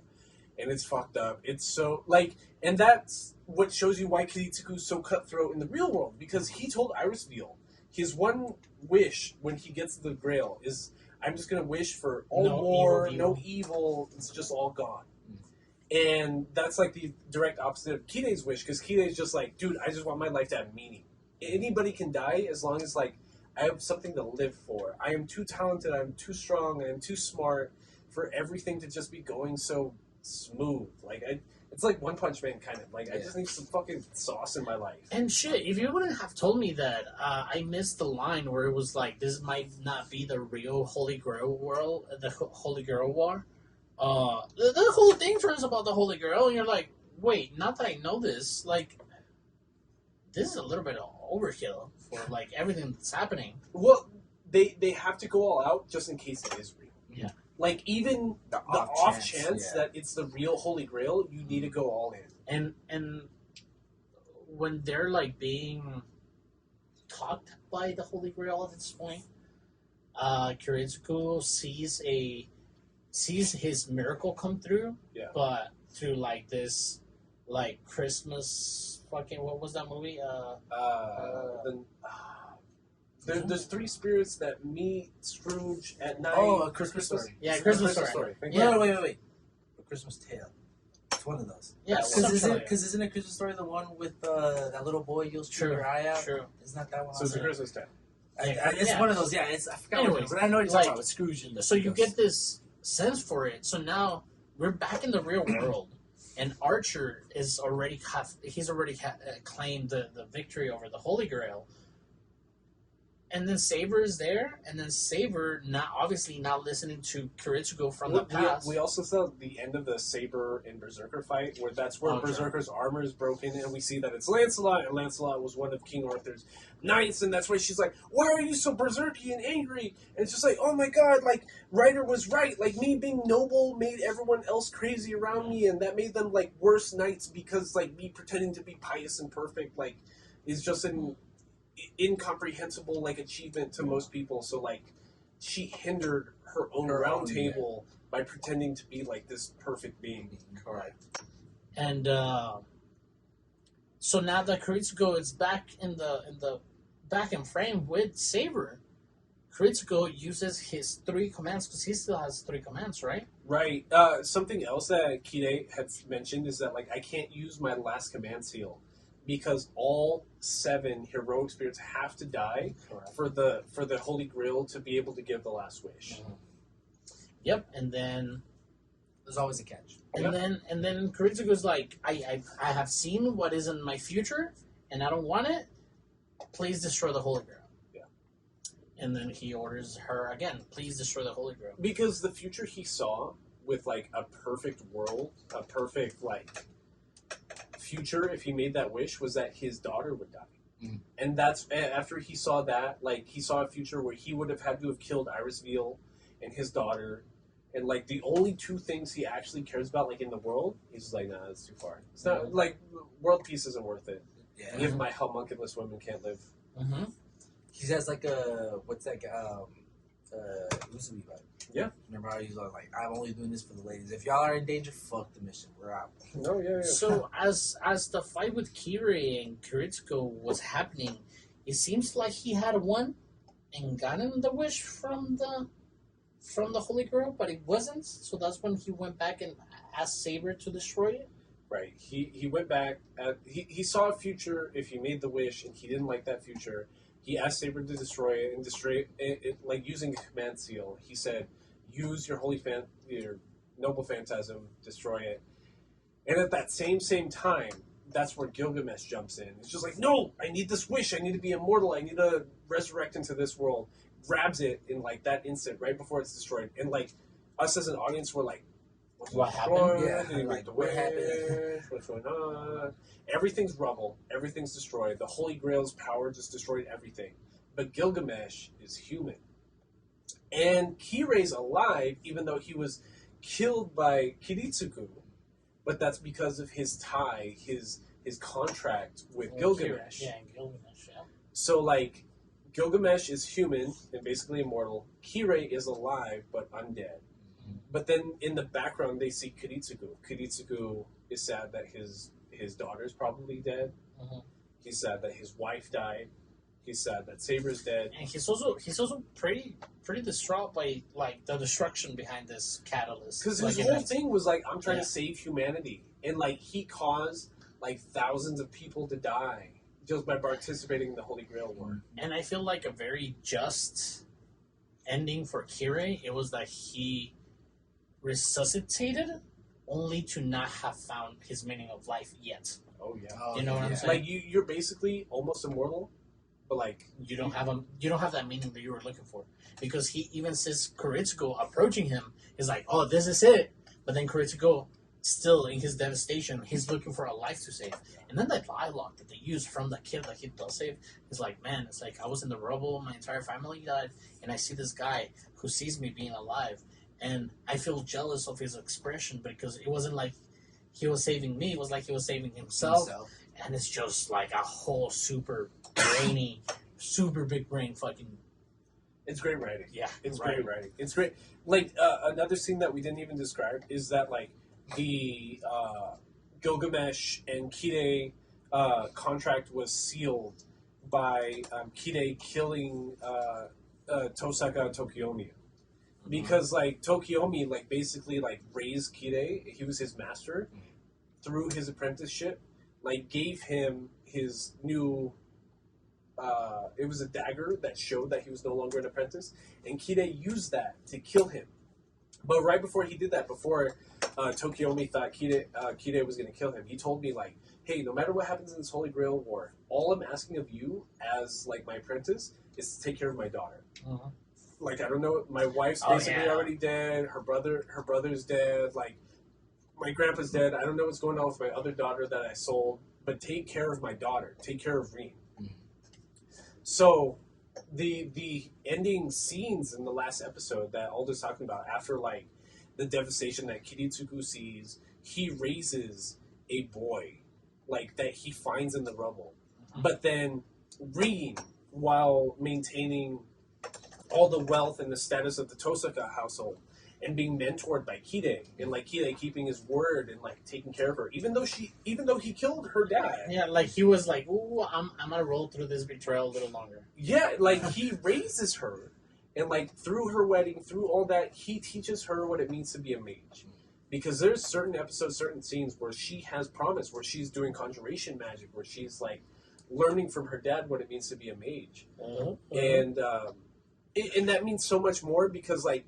Her scene at her dad's funeral with Kide, the preach pastor dude, whatever the fuck he is, evil as shit. Who's evil as shit, like preaching the gospel over her dad's funeral, and her mom being left like absolutely crazy and insane, like not knowing where she is, what year it is, the status of like her life. But knowing as an audience that Rin is going to be like the protagonist in the next story, it matters that much more. And then seeing like the little boy that Kiritsugu like pulled out of the rubbish and like raised him to be a mage, he ends up being the other like side protagonist in Fate's Stay Night. Mm-hmm. Yep. So it's a really big deal. Yeah. It like. I was really worried this week watching Fate Zero because, like, I watched season 1 and I was like, holy shit, am I misremembering, like, how good this was? Like, Aldo is going to be so mad at me that, like, I've been talking this up and I finally convinced him to watch it and it's bunk. But then, like, once you finish season 2, it's okay. All right. We're good. Like, season 1, I'd give, like, a 5, 6 out of 10. Season 2, it's like a 9, 10. Yeah, it's good. Absolutely. It's good.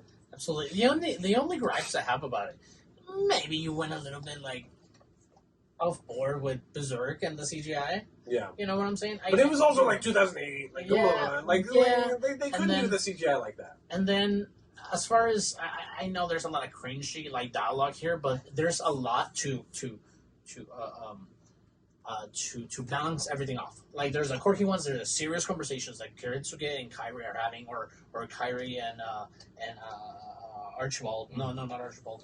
The Archer. Yeah. And a lot of conversations. These godly conversations. These like Evangelion conversations. I don't know. It seems weird. And honestly, like you said, 10 out of 10, 9 out of 10. I like talking about the anime that we've watched before because it gives a canon. We have like a Between Nerds canon. Yeah, we have a Between Nerds canon, and this, if anything, it's the best Code Geass I've seen. You know what I'm saying? Yeah, I got you. It's so good. It's good. It's also great because I like once like you told me when you walked in that like you didn't hate it. I was like relieved, but then as in our conversation, you've been relating it to like memorable episodes we've had. You keep bringing up Akame got killed. You keep bringing up NGE. Like that's part of the Between Nerds canon. Correct. So yeah, I think we wouldn't be able to have this conversation if we weren't doing what we're doing here for Between Nerds. You know what I'm saying? So you get lore in Between Nerds. Between Nerds everything. Lore. Between Nerds lore. I have a redemption arc with Jujutsu Kaisen. Yeah. Someday the movie will be available to stream and we'll talk about it. I promise. I think it already is available. Didn't we talk about Zero already? Didn't we? I think it. If I'm not mistaken, I think it is available because I saw the poster for it coming out on Crunchyroll very soon. So it should good be for us. Good for us. Anyways, no nerd down today. Sunday, people have shit to do.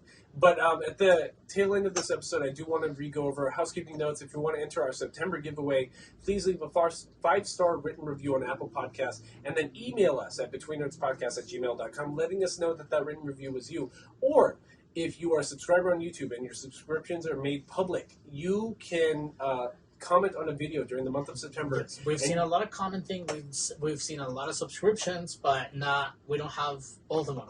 Yeah, because like there's people that I assume are subscribed because as soon as we have a new episode, like they're able to comment and like they're clearly getting alerted, but like their subscriptions aren't public, so I can't actually verify it. Or we get people that are very proactive in our comment section, but again, like I don't know if you're subscribed to that. And we did get some comments from you nerds on YouTube. We're gonna see that on the next Nerd Down, but not today. Please email us at betweennerdspodcast@gmail.com for any of your anonymous comments, or if you would like to remain anonymous. Let us know, even on your comment on YouTube. Don't say my tag on our YouTube episode. We're gonna respect that. We're gonna respect you being anonymous in your email too. We know who you are. You know. Yeah, absolutely. That sounded spooky. The next episode will be over One Punch Man. CJ, open invitation if you want to come through. I know you've seen One Punch Man. I have. We're going to be talking about seasons 1 and season 2. I'm both seasons? Yeah, Okay. yeah. I'm on episode 11 of season 1 right now. They're only 12 episode seasons, so like for sure I'll be ready by then. But like a lot of anime news coming out. We're coming into our fall season of anime. Fire. Yeah, Fire. we Like have Spy Family. We have the ending Bleach. we have Bleach. We have the ending of Made in Abyss. Chainsaw Man. Chainsaw Man. You know what I'm saying? So it's gonna be, yes, and like we said last episode of the Digimon episode, please like it on YouTube. Go watch it. We just talk shit all the time. And, Yeah, and that's a really big thing too, because what all those preaching about, like the email and like our social media handles and stuff like that, is like if you recommend something, we're more than likely going to watch it, even if we know it's probably good bunk.